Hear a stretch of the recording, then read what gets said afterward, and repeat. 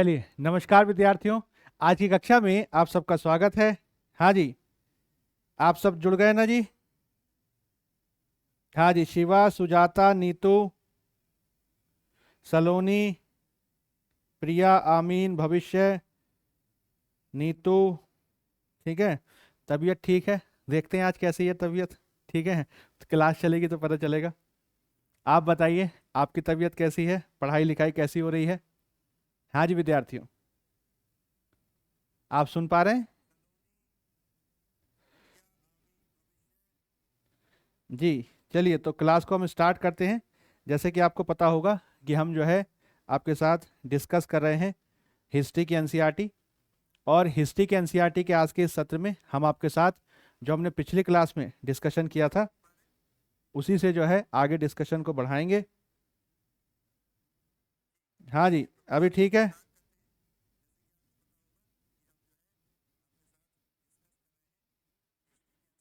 हाँ जी, हाँ जी, तो मैं उम्मीद करता हूँ। हाँ जी, हाँ जी, गर्मी बहुत है।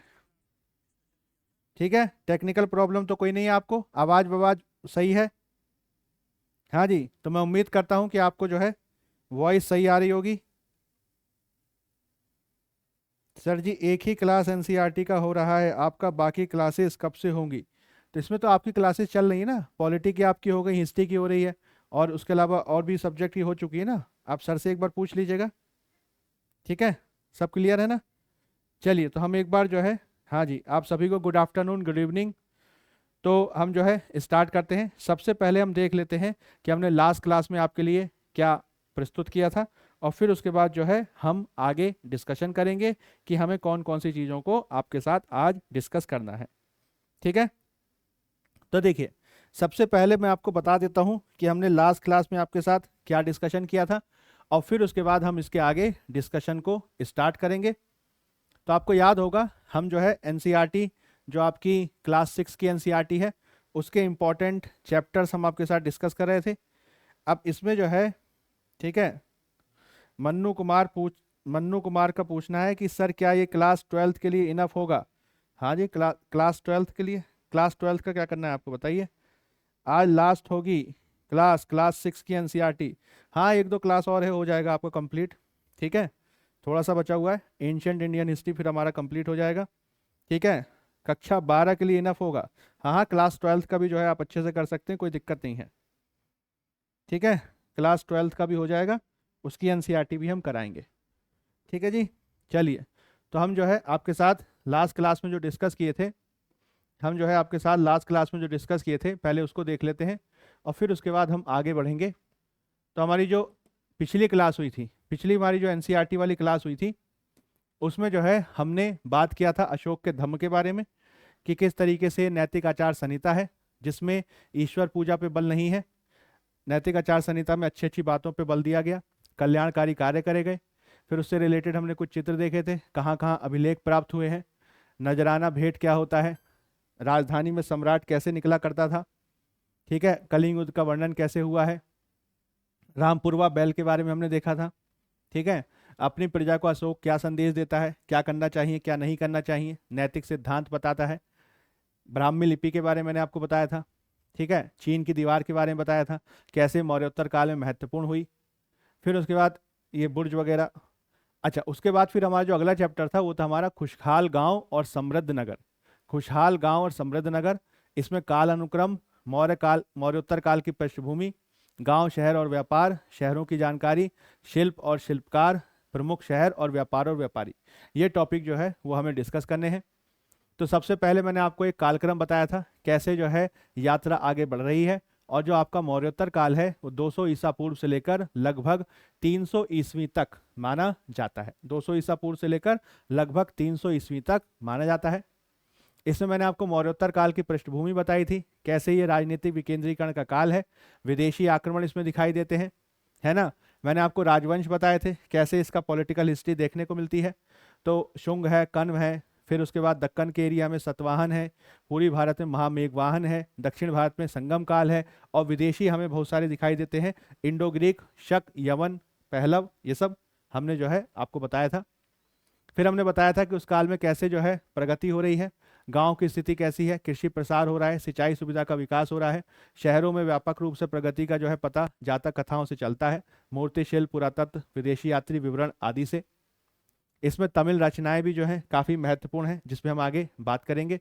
ठीक है, इसमें मैंने आपको जातक कथाओं के बारे में बताया था, कैसे जो है वो बुद्ध के पूर्व जन्म की कथा के बारे में और अन्य चीजों के बारे में वर्णन करते हैं। ठीक है, तो यहाँ तक हमने जो है आपके साथ डिस्कस किया था।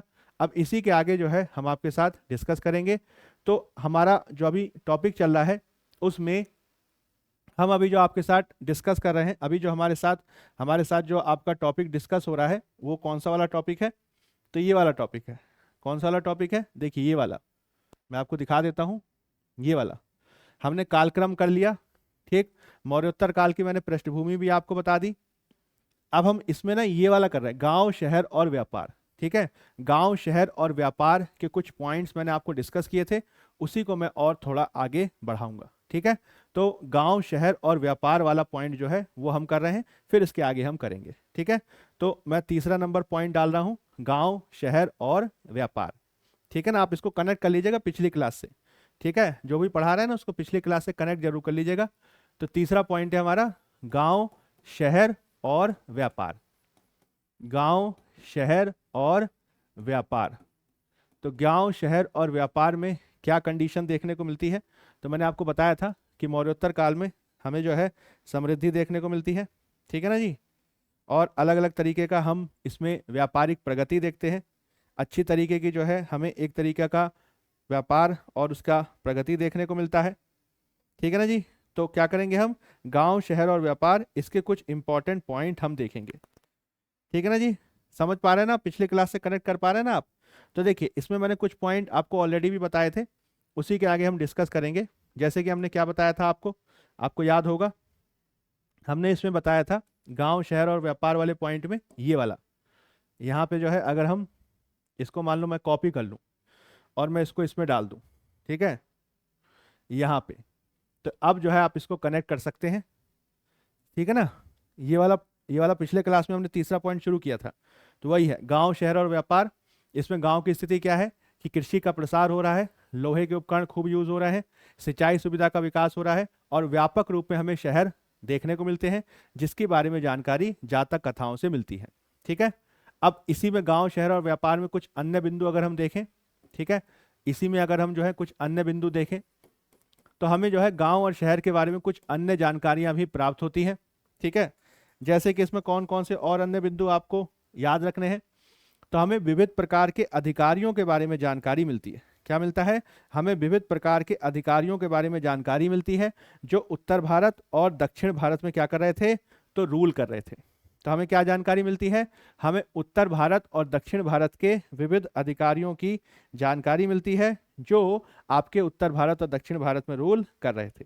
ठीक है, भविष्य कह रहे हैं, ठीक है, कि पीडीएफ पीडीएफ तो मैंने बोल दिया था, अभी आपका पीडीएफ नहीं आया भाई। ठीक है, अंजलि, सुजाता, नीतू, भविष्य, हाँ जी, पीडीएफ तो मैंने बोल दिया था, उसी दिन कह दिया था मैं, कल तो मैं नहीं बोल पाया, कल मैं सही नहीं था, लेकिन पीडीएफ को मैंने कह दिया था, मैसेज कर दिया था उनको, बोल दिया था कि पीडीएफ आप डलवा दें। ठीक है, तो मैं उम्मीद करता हूँ डलवा दी गई होगी। ठीक है, ठीक है, पीडीएफ नहीं डलवाते हैं इसलिए मैं साथ में ही सर के नोट्स बना लेती हूँ, हाँ वो भी सही है, लेकिन पीडीएफ को मैंने कह दिया था। ठीक है, मैं उम्मीद करता हूँ आपको मिल जाएगी, मैं एक बार और बोल दूंगा। ठीक है, तो आपको पीडीएफ प्राप्त हो जाएगा, आप उसकी चिंता मत करिए। ठीक है, पीडीएफ नहीं आ रहा है तो मिल जाएगा, ठीक है, कोई समस्या नहीं है। तो इसमें कुछ अन्य बिंदु क्या है, तो इसमें दूसरा पॉइंट जो इसमें सबसे ज़्यादा महत्वपूर्ण है, ठीक है, जैसे ये था ए पॉइंट, बी पॉइंट, अब इसमें क्या आ जाएगा, सी पॉइंट, अब इसमें क्या आ जाएगा, सी पॉइंट। या अगर हम ऐसे देखें, पहला पॉइंट अगर मैं ऐसे लिखूं कि भाई गांव में किस तरीके के लोग रहा करते थे, यहाँ पे कौन सा पॉइंट आएगा, गांव में किन का निवास था। क्वेश्चन क्या है, गांव में किन का निवास था, कौन गांव में रह रहा था, गांव में कैसे लोग रह रहे थे। ठीक है, तो आपकी एनसीईआरटी जानकारी देती है कि हमें गांव में जो है 3 प्रकार के लोगों का निवास देखने को मिलता है। गांव में क्या मिलता है, 3 प्रकार के लोग जो है हमें देखने को मिलते हैं। ठीक है, गांव में क्या देखने को मिल रहा है, तो 3 प्रकार के लोग देखने को मिल रहे हैं। गांव में क्या हो रहा है, 3 प्रकार के लोग देखने को मिल रहे हैं, और ये जो 3 प्रकार के लोग रह रहे हैं, इनको नॉर्थ इंडिया में और साउथ इंडिया में, नॉर्थ इंडिया में और साउथ इंडिया में अलग अलग नाम से जानते थे। ठीक है, इनको उत्तर भारत में और दक्षिण भारत में, इनको उत्तर भारत में और दक्षिण भारत में विविध नाम से जानते थे। इनके अलग अलग नाम हुआ करते थे, अलग अलग इनके डेजिग्नेशन हुआ करते थे, और यह जो है उस गांव में अपनी स्थिति को बरकरार रखे हुए थे। तो गांव शहर में आप याद रखिएगा अलग अलग तरीके के लोग रह रहे हैं, और ये 3 तरीके के हैं, जो उत्तर भारत में भी हैं और दक्षिण भारत में भी हैं। इनके काम जो है अलग अलग प्रकार के हैं। ठीक है, इनके काम जो है वो अलग अलग प्रकार के हैं। हालांकि इनका जो नाम हुआ करता था, जो इनका नेम हुआ करता था, वो थोड़ा सा डिफरेंट है। वो वर्ड और टर्मिनोलॉजी आप याद रखिएगा, क्योंकि इससे क्वेश्चन पूछ लेता है। ठीक है, जैसे कि अगर हम उत्तर भारत के बारे में बात करें, ठीक है, मैं इसमें दूसरा पॉइंट डाल दूं, और अगर मैं मान लीजिए उत्तर भारत के बारे में बात करूं, किसके बारे में बात करूं, उत्तर भारत के बारे में बात करूं, तो उत्तर भारत के गांव में सबसे महत्वपूर्ण व्यक्ति जो हुआ करता था, उत्तर भारत के गांव में जो सबसे महत्वपूर्ण व्यक्ति हुआ करता था, ठीक है, वो हुआ करता था आपका ग्राम भोजक। ठीक है, कौन हुआ करता था, सबसे महत्वपूर्ण व्यक्ति हुआ करता था ग्राम भोजक। ग्राम भोजक कौन है, तो ग्राम भोजक है आपका गांव का मुखिया। ग्राम भोजक कौन है, तो ये गांव का मुखिया हुआ करता था, या इसे गांव का सबसे बड़ा भूमिपति, जमींदार भी उसे कह सकते हैं। सबसे बड़ा जो है वो भूपति हुआ करता था, लैंड ओनर। ठीक है, भूपति मतलब लैंड ओनर। सबसे बड़ा जमीन का जो मालिक है गांव में, उसको क्या कहते थे, ग्राम भोजक कहते थे। ठीक है, क्या कहते थे, ग्राम भोजक कहते थे, जो एक तरीके से गांव का क्या होता था, मुखिया होता था। क्या होता था, ग्रामीण मुखिया। तो गांव में मुखिया को क्या कहा जाता था मौर्योत्तर काल में, ठीक है, मौर्योत्तर काल में गांव के मुखिया को क्या कहा जाता था उत्तर भारत में, तो उसे कहा जाता था ग्राम भोजक। ठीक है, याद रखिएगा क्या कहते थे, ग्राम भोजक। ठीक है, ये कौन होता था, ये गांव का सबसे बड़ा भूपति होता था। ठीक है, अब गांव में सबसे ज्यादा शक्तिशाली होने के चलते, सबसे ज्यादा पावरफुल होने के चलते जो राजा हुआ करता था, ठीक है, वो उसको विविध प्रकार की शक्तियां दे देता था। ठीक है, क्या करता था, उसको विविध प्रकार की शक्तियां दे देता था। ठीक है, तो वो क्या करता था, वह विविध शक्तियां रखता था, उसके पास अलग अलग तरीके की पावर्स हुआ करती थी। कौन कौन सी पावर्स हुआ करती थी, तो ये आप याद रखिएगा अलग अलग प्रकार की कौन कौन सी पावर है। तो सबसे पहला जो उसको पावर दिया गया था राजा की तरफ से, वो ये पावर दिया गया था कि आप गांव में जो है टैक्स कलेक्शन का काम करेंगे। ठीक है, गांव के लोगों से भू राजस्व वसूलने का काम करेंगे। तो एज अ टैक्स कलेक्टर ये काम करता था। पहला काम क्या होता था, कर संग्राहक। ठीक है, ये क्या होता था, कर संग्राहक, टैक्स कलेक्टर होता था। ठीक है, टैक्स कलेक्शन का काम ये करता था। सेकंड, ये जो काम करता था ये न्याय का काम करता था, न्यायाधीश। ठीक है, तो अगर गांव में किसी प्रकार का कोई छोटा मोटा झगड़ा हो जाता था, ठीक है, कोई भूमि विवाद हो जाता था, या किसी प्रकार की कोई मारपीट वगैरह हो जाती थी, तो उस तरीके के झगड़ों को निपटाने का काम भी ये करता था। ठीक है, समझ रहे हैं, समझ रहे हैं ना जी, हाँ जी, ठीक। तो याद रखिएगा ये क्या क्या करता था, कर संग्रहण का काम करता था, न्यायाधीश का काम करता था, और साथ ही साथ इसको पुलिस की पावर भी दी गई थी। क्या दिया गया था, पुलिस शक्तियां। ठीक है, इसको पुलिस की पावर भी दी गई थी, और ये पुलिस का काम भी करता था। यानी आप कह सकते हैं कि गांव में सबसे बड़ा भूमिपति होने के चलते यह ग्रामीण मुखिया का दर्जा रखता था, टैक्स कलेक्शन का काम करता था। हाँ जी, पंच कह सकते हैं, बिल्कुल सही बात है, इसको पंच कहा जा सकता है एक तरीके का। तो पंच के रूप में या सरपंच के रूप में ये काम कर रहा है। ठीक है, और चूंकि ये सबसे बड़ा भूपति होता था, तो ऑब्वियस सी बात है खुद से तो खेती करेगा नहीं, तो ये खेती के लिए जो है, ठीक है, ये खेती के लिए जो है दासों और मजदूरों का इस्तेमाल करता था। खेती के लिए क्या होते थे इसके पास, दास होते थे वह मजदूर होते थे। भाई सबसे बड़ा भूपति ये खुद से काम करेगा नहीं, और उसके पास जो है खूब सारी जो है वो है। ठीक, सर में दर्द हो रहा है आपके, कोई बात नहीं, आप बाद में क्लास देख लीजिएगा। तो याद रखिएगा उत्तर भारत में सबसे पहला महत्वपूर्ण व्यक्ति कौन है, तो सबसे पहला महत्वपूर्ण व्यक्ति है ग्राम भोजक। ग्राम भोजक क्या कर रहा है, वो गांव का सबसे बड़ा अधिकारी है, इसको मैंने बड़ा ए करके लिख दिया। ग्रामीण मुखिया है, इसको अलग अलग प्रकार की पावर है। तो उत्तर भारत में पहला कौन हो गया, 3 प्रकार के बताए थे ना, तो पहला कौन हो गया, ग्राम भोजक। अब इसमें दूसरा कौन था, अब इसमें दूसरा कौन था, तो बड़ा वाला बी है ना, कैपिटल बी में मैं आपको लिख रहा हूं ताकि इसमें कंफ्यूजन ना हो, ठीक है। अलग अलग पॉइंट डाल रखे हैं ना, तो हम बड़े कैपिटल बी में लिख रहे हैं। तो कैपिटल बी में जो दूसरा वाला व्यक्ति हुआ करता था, जो सबसे ज्यादा महत्वपूर्ण था, वो थे किसान, ठीक है। छोटे छोटे किसान हुआ करते थे, स्वतंत्र किसान उन्हें कहते हैं, ठीक है। ये खुद इंडिपेंडेंटली भूमि के मालिक थे, स्वतंत्र किसान, ठीक। तो ये भी जो है गांव में निवास किया करते थे, ठीक। और इनका जो घर का मुखिया हुआ करता था, ठीक है, इनका जो घर का मुखिया हुआ करता था, यानी जो इनकी फैमिली हुआ करती थी, जो फैमिली का हेड हुआ करता था, उसे कहा जाता था गृहपति। क्या कहते थे? गृहपति कहा जाता था। क्या कहा जाता था? गृहपति, ठीक है। उसे जो है गृहपति कहा जाता था, ठीक है, याद रखिएगा। तो किसान जो होता था, जिसे स्वतंत्र किसान कहते हैं, वो घर का मुखिया होता था और उसे गृहपति कहा जाता था, ठीक है। अब इसी में कैपिटल सी पॉइंट आप नोट कर लीजिएगा, इसी में जो है कैपिटल सी पॉइंट आप नोट कर लीजिएगा कि गांव में जो है बहुत सारे दास और मजदूर भी होते थे। मैंने आपको बताया कि भाई जो गांव का मुखिया है, ग्राम भोजक, उसकी जमीन पर खेती कर रहे हैं, तो ये कौन हुआ करते थे? लैंडलेस हुआ करते थे, भूमिहीन होते थे, ठीक है। तो भूमिहीन मजदूर व दास, ठीक है, भूमिहीन मजदूर व दास, ठीक, भूमिहीन मजदूर व दास हुआ करते थे, ठीक है। भूमिहीन मजदूर और दास हुआ करते थे, और इनको कहा जाता था, ठीक है, दास को तो दास ही बोलेंगे, ठीक है, दास यानी नौकर हो गया, आपका गुलाम हो गया, दास को तो दास ही कहा जाता था। और जो भूमिहीन मजदूर हुआ करते थे, उनको कहा जाता था कर्मकार, ठीक है, याद रखिएगा। दास को क्या कहा जाता था? ठीक है, दास को दासी कहा जाता था, और जो भूमिहीन मजदूर हुआ करते थे, उनको कहा जाता था कम्मकार, कम्मकार या फिर कर्मकार कहा जाता था, याद रखिएगा, ठीक है, समझ रहे हैं। तो तीन तरीके के लोग नॉर्थ इंडिया में देखने को मिलते हैं, फिर से बता देता हूं। पहला है गांव का मुखिया, उसे ग्राम भोजक कहते थे। दूसरा होता था स्वतंत्र किसान, ठीक है, दूसरा होता था स्वतंत्र किसान, ठीक। वो क्या करता था? तो स्वतंत्र किसान जो हुआ करते थे, ठीक है, उसको आप याद रख सकते हैं, वे जो है जमीन के मालिक हुआ करते थे, ठीक है, वो जो है जमीन के मालिक हुआ करते थे, ठीक। बटाईदार, बटाईदार भी कह सकते हैं, हालांकि इनकी स्थिति बटाईदार से जो है थोड़ी सी कम अच्छी थी, ठीक है, इनकी स्थिति बटाईदार से थोड़ी कम अच्छी थी, समझ रहे हैं।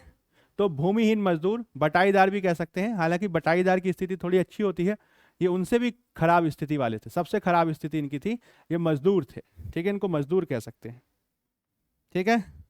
लोहार, कुम्हार, बढ़ई, बुनकर, शिल्पकार इत्यादि भी तो रहते थे, उसको हम अलग से बताएंगे, ठीक है, अलग से है वो। शिल्प और शिल्पकार मैंने आपको बताया ना, अलग से टॉपिक है उसका। तो ये वाले कौन से हैं? ये वो हैं जो खेती मजदूरी कर रहे हैं, ठीक है ना।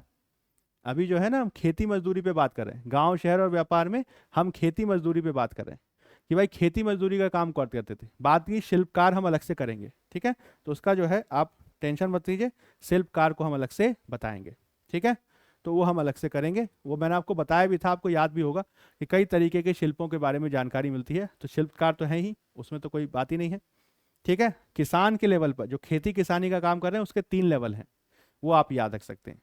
अगर हम दक्षिण भारत के बारे में बात करें, ठीक, तो ये आपका हो गया पहला, दूसरा, तीसरा पॉइंट। अब आपका आ जाएगा तीसरा पॉइंट, ठीक। अगर हम दक्षिण भारत के बारे में बात करें, साउथ इंडिया में क्या था, तो देखिए साउथ इंडिया में भी ऐसी कंडीशन है, बस इनका नाम बदल जाएगा। साउथ इंडिया में भी जो है किसान को गृहपति कहते हैं, हाँ जी हाँ जी, किसान को क्या गृहपति कहा जाता था, गांव का मुखिया, ठीक है, मतलब घर का मुखिया, होम, होम का मुखिया, घर होता था ना उसका मुखिया, ठीक है। अब दक्षिण भारत में क्या स्थिति थी? तो दक्षिण भारत में भी आप इसको नोट कर सकते हैं, जैसे कि मैंने डाला ए पॉइंट, ठीक है, दक्षिण भारत में मैंने डाला ए पॉइंट, कि अगर आपसे कोई पूछे कि दक्षिण भारत में जो गांव का मुखिया हुआ करता था, ठीक है, दक्षिण भारत में जो ग्रामीण मुखिया हुआ करता था, ठीक, दक्षिण भारत में जो ग्रामीण मुखिया हुआ करता था, ठीक, जो सबसे बड़ा भूपति हुआ करता था, जो सबसे बड़ा भूपति हुआ करता था, जो सबसे बड़ा भूपति हुआ करता था, उसको क्या बोलते थे? तो उसका नाम नोट कर लीजिएगा, क्योंकि पूछ सकता है वो, ठीक है। उसको कहा जाता था विल्लालार, ठीक है, उसको कहते थे विल्लालार, ठीक, वेल्लालार या उसको वेल्लल्ला, ठीक है, वेल्लालार या उसको वेल्लल्ला कहते थे। ठीक है, ये पर्टिकुलर वर्ड पूछ सकता है आपसे, याद रखिएगा। उत्तर भारत में जो गांव का मुखिया उसे क्या बोल रहे हैं, उसे कह रहे हैं ग्राम भोजक। दक्षिण भारत में जो सबसे बड़ा भूमि का मालिक है, जो गांव का मुखिया है, उसे कहते थे विल्लालार या विल्लल्ला। ठीक है, विल्लालार या विल्लल्ला, समझ रहे हैं, याद रखिएगा। अब इसी में देखिए बी पॉइंट, इसी में देख लीजिए आप बी पॉइंट, कि कोई भाई आपसे ये पूछा, अच्छा ये बताओ कि भाई जो स्वतंत्र किसान हुआ करते थे, है ना, जैसे यहाँ पे था ना स्वतंत्र किसान, तो इनको क्या कहा जाता था। ठीक, तो जो स्वतंत्र किसान हुआ करते थे, जो दक्षिण भारत में जो स्वतंत्र किसान हुआ करते थे, उन्हें कहा जाता था उन्वर।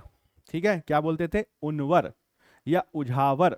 ठीक है, उनको कहते थे उन्वर या उझावर। ठीक है, उन्वर या उझावर।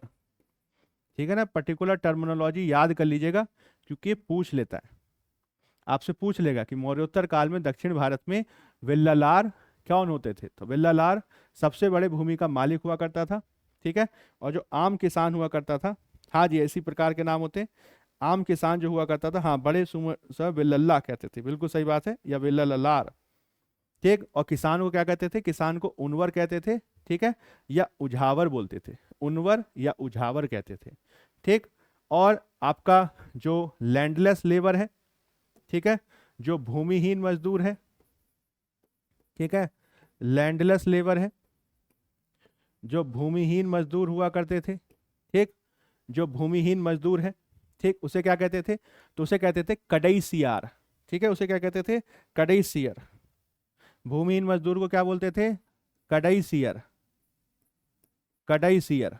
ठीक है ना, भूमिहीन मजदूर को कहते थे कड़ईसियर। ठीक, याद रखिएगा, कड़ईसियर या कड़ईसियार, कड़ईसियर या कड़ईसियार,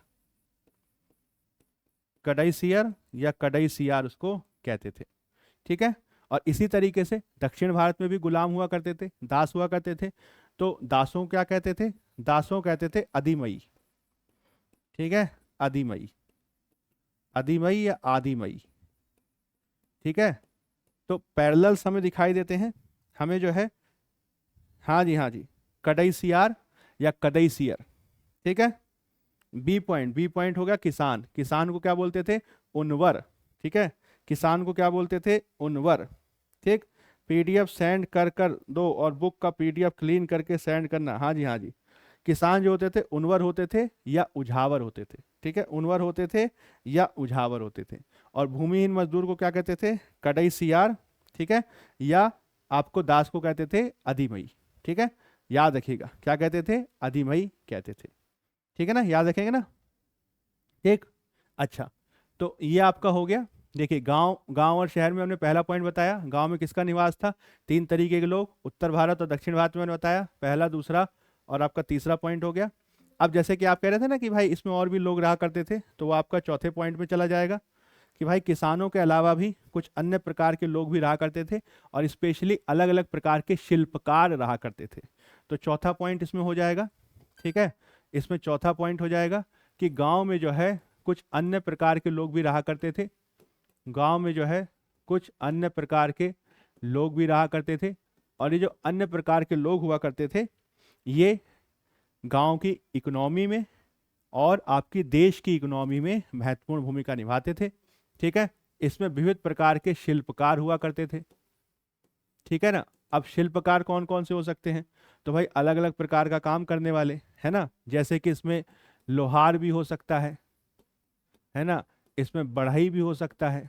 ठीक, लोहार हो सकता है, बढ़ई हो सकता है, जुलाहा हो सकता है, कुम्हार हो सकता है, समझ रहे हैं, अलग अलग प्रकार के शिल्पी लोग भी रहा करते थे। ठीक है ना, तो याद रखिएगा जब हम गांव के बारे में बात करते हैं मौर्योत्तर काल की, ठीक है, जब हम गांव के बारे में बात करते हैं मौर्योत्तर काल में, तो गांव हमें काफ़ी विकसित नजर आते हैं। यहाँ पे हमें लोहे के उपकरणों का प्रयोग नजर आता है, सिंचाई के साधनों का प्रयोग नजर आता है, अलग अलग प्रकार की कम्युनिटी देखने को मिलती है, जिसमें किसान है, किसान में भी काफ़ी वर्गीकरण है, बड़े किसान हैं, भूपति हैं, छोटे किसान हैं, और भूमिहीन किसान और मजदूर हैं।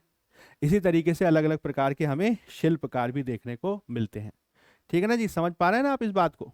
ठीक, तो ये आपका तीसरा पॉइंट हो गया, ये आपका क्या हो गया, तीसरा पॉइंट हो गया, गांव, शहर और व्यापार। ठीक है, तीसरा पॉइंट क्या हो गया, यही था ना, तीसरा पॉइंट क्या था, गांव, शहर और व्यापार। अब देखो शहरों के बारे में आगे भी बताऊंगा, जिसमें हम मथुरा और आपका जो एक और शहर बताया था ना मैंने आपको, अरिकामेडु, उसकी भी हम चर्चा करेंगे, तो वो आपका अगले पॉइंट में आएगा। फिलहाल ये आपका हो गया तीसरा पॉइंट। ठीक है, this is your third point.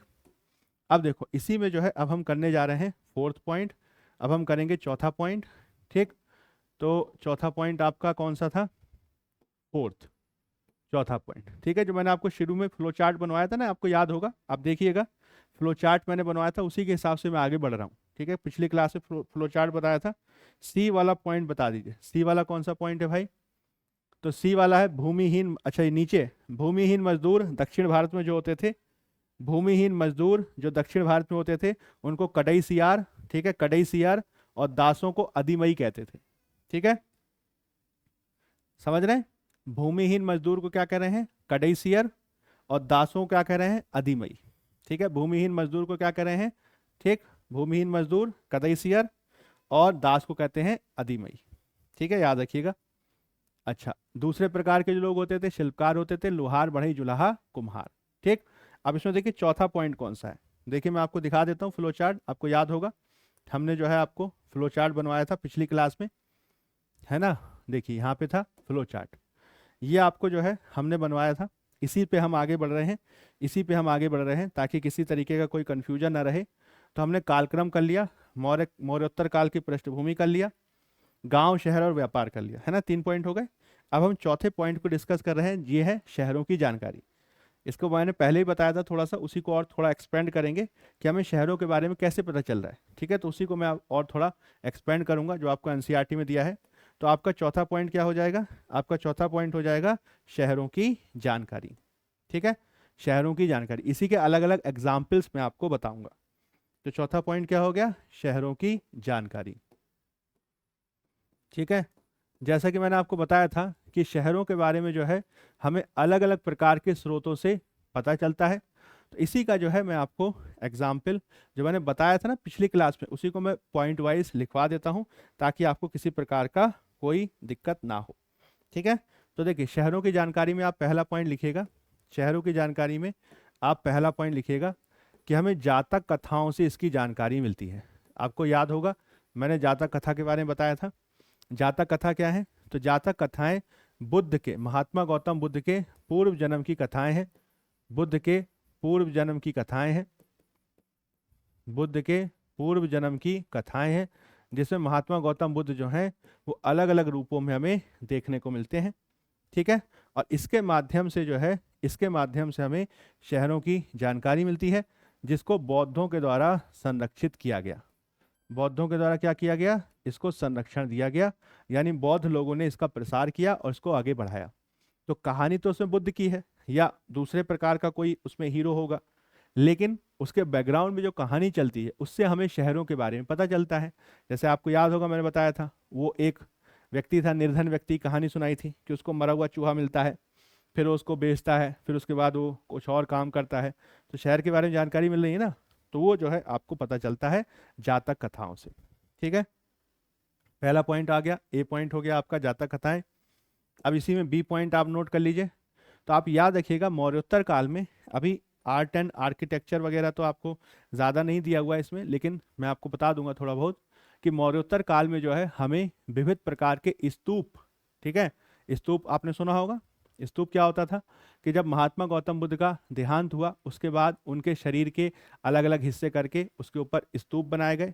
ठीक है, जैसे मैंने आपको दिखाया था सारनाथ का धमेक स्तूप, हालांकि उसमें बुद्ध के जो है अवशेष नहीं है, लेकिन उसी प्रकार का स्तूप का उदाहरण है। तो स्तूप में बाद में क्या हुआ, चारों तरफ रेलिंग बनाई गई, चारों तरफ एंट्री पॉइंट बनाए गए, एंट्रेंस गेट बनाए गए। तो उन रेलिंग्स में, एंट्रेंस गेट में हमें अलग अलग प्रकार के मूर्ति शिल्प के उदाहरण देखने को मिलते हैं। ठीक है, तो इसमें आप बी पॉइंट याद रखिएगा कि जो हमें अलग अलग प्रकार के मूर्ति शिल्प देखने को मिलते हैं, ठीक है, मूर्ति शिल्प, वो भी हमें जानकारी देते हैं विविध प्रकार के शहरों की और शहरी लोगों की। ठीक है, तो इसमें आपका जो रेलिंग हो गया, ठीक है, आपका जो रेलिंग हो गया, उसके जो खंबे हो गए जिनको स्तंभ कहते हैं, उनके जो प्रवेश द्वार हो गए जिनको तोरण बोला जाता है, तो इस पर जो है तोरण द्वारों पर हमें विविध प्रकार की जानकारी मिलती है। ठीक है, इससे भी हम शहरों के बारे में अनुमान लगा सकते हैं कि उस जमाने में शहर किस प्रकार के होते थे। तो उस जमाने में जो हमें मूर्तियां वगैरह मिलती हैं, ठीक है, हाँ जी हाँ जी, हर्मिका तोरण, बिल्कुल सही बात है। ठीक है, बिल्कुल सही बात है। ठीक, ठीक है। दीक्षा कह रही है जातक कथा किसने लिखी थी। देखो, जातक कथा किसी एक पर्टिकुलर आदमी का नाम उसमें नहीं आता, ये बौद्धों के द्वारा कही गई है और इसमें किसी एक पर्टिकुलर व्यक्ति का नाम नहीं है। ये त्रिपिटक का भाग माना जाता है और इसे बौद्धों के द्वारा संरक्षित किया गया। इसमें किसी एक व्यक्ति का नाम देखने को नहीं मिलता। ठीक है, तो बौद्धों के द्वारा लिखी गई, इसका कोई एक लेखक नहीं है। तो मूर्ति शिल्प में रेलिंग हो गई, ठीक है, स्तंभ मतलब खंबे हो गए, तोरण द्वार मतलब हो गए एंट्रेंस गेट। ठीक, और इस पर जो है अलग अलग तरीके की जानकारी देखने को मिलती है, जिसमें हमें देखने को मिलता है अलग अलग प्रकार की नक्काशी। क्या देखने को मिलती है? अलग अलग प्रकार की नक्काशी हमें देखने को मिलती है। और इस नक्काशी से हमें क्या देखने को मिलता है? तो इस नक्काशी से हमें देखने को मिलता है लोगों के जीवन की झलक। क्या देखने को मिलता है? तो इससे हमें देखने को मिलता है लोगों के जीवन की झलक, कि भाई उस जमाने के लोग क्या सोचते थे और उस जमाने के लोग किस तरीके के कपड़े पहनते थे, उस जमाने के लोगों का आभूषण फैशन सेंस किस तरीके का था और किस तरीके की कहानियां उस जमाने में चला करती थी। ठीक है, तो ये किससे पता चलता है? ये मूर्ति शिल्प से पता चलता है। ठीक है, याद रखिएगा, पहला जातक कथा, दूसरा मूर्ति शिल्प। तो बी पॉइंट हो गया मूर्ति शिल्प। अब इसी में सी पॉइंट आप नोट कर लीजिएगा।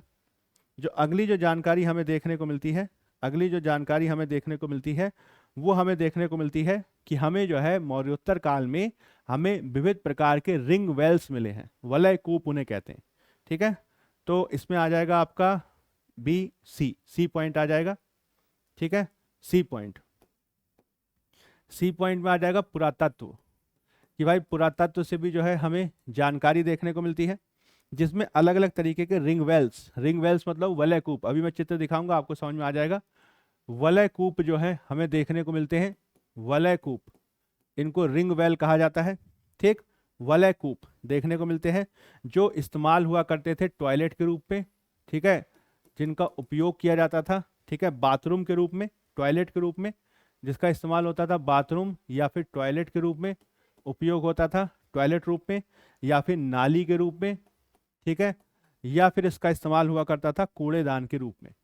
ठीक है, तो इससे भी जो है हमें शहरों में जो आपको कह सकते हैं ना साफ सफाई का तंत्र या सीवेज तंत्र, उसकी जानकारी देखने को मिलती है। ठीक है, हाँ जी, स्तूप के बारे में बात करें, बिल्कुल सही। तो वलय कूप, इसका उपयोग किया जाता था टॉयलेट के रूप में, नाली के रूप में या कूड़ेदान के रूप में। ठीक, इसके अलावा जो है हमें विविध प्रकार के सिक्कों की प्राप्ति होती है, हमें विविध प्रकार के सिक्कों की प्राप्ति होती है। और ये सिक्के भी जो हैं हमें उस काल के बारे में या उससे पिछले काल के बारे में जानकारी देते हैं। जैसे कि मैंने आपको बताया था कि भाई मौर्य काल या छठी शताब्दी ईसा पूर्व में, मौर्य काल या छठी शताब्दी ईसा पूर्व में हमें पंचमार्क कॉइन्स मिलते हैं, आहत सिक्के, जो ठप्पा लगा के बनाए जाते थे। ठीक है, और मौर्योत्तर काल में हमें अब ऐसे चित्र मिलना शुरू हो गए जिसमें राजाओं की फोटो बनी है और जिससे राजा के बारे में जानकारी हासिल हो रही है। तो मौर्योत्तर काल में क्या मिले? राजा के चित्र वाले सिक्के। ठीक है, मौर्योत्तर काल में क्या मिल रहा है? तो राजा के चित्र वाले सिक्के मिल रहे हैं, राजा के चित्र वाले सिक्के। ठीक है, ये सोने के हैं, चांदी के हैं और विविध प्रकार की धातुओं के हैं। ठीक है, समझ रहे ना भाई? अच्छा, तो आप क्या मुझे बता सकते हैं? हाँ जी, बताइए। ठीक है, आहत सिक्के, बिल्कुल सही बात है। तो आहत सिक्के हमें मौर्य काल में देखने को मिलते हैं।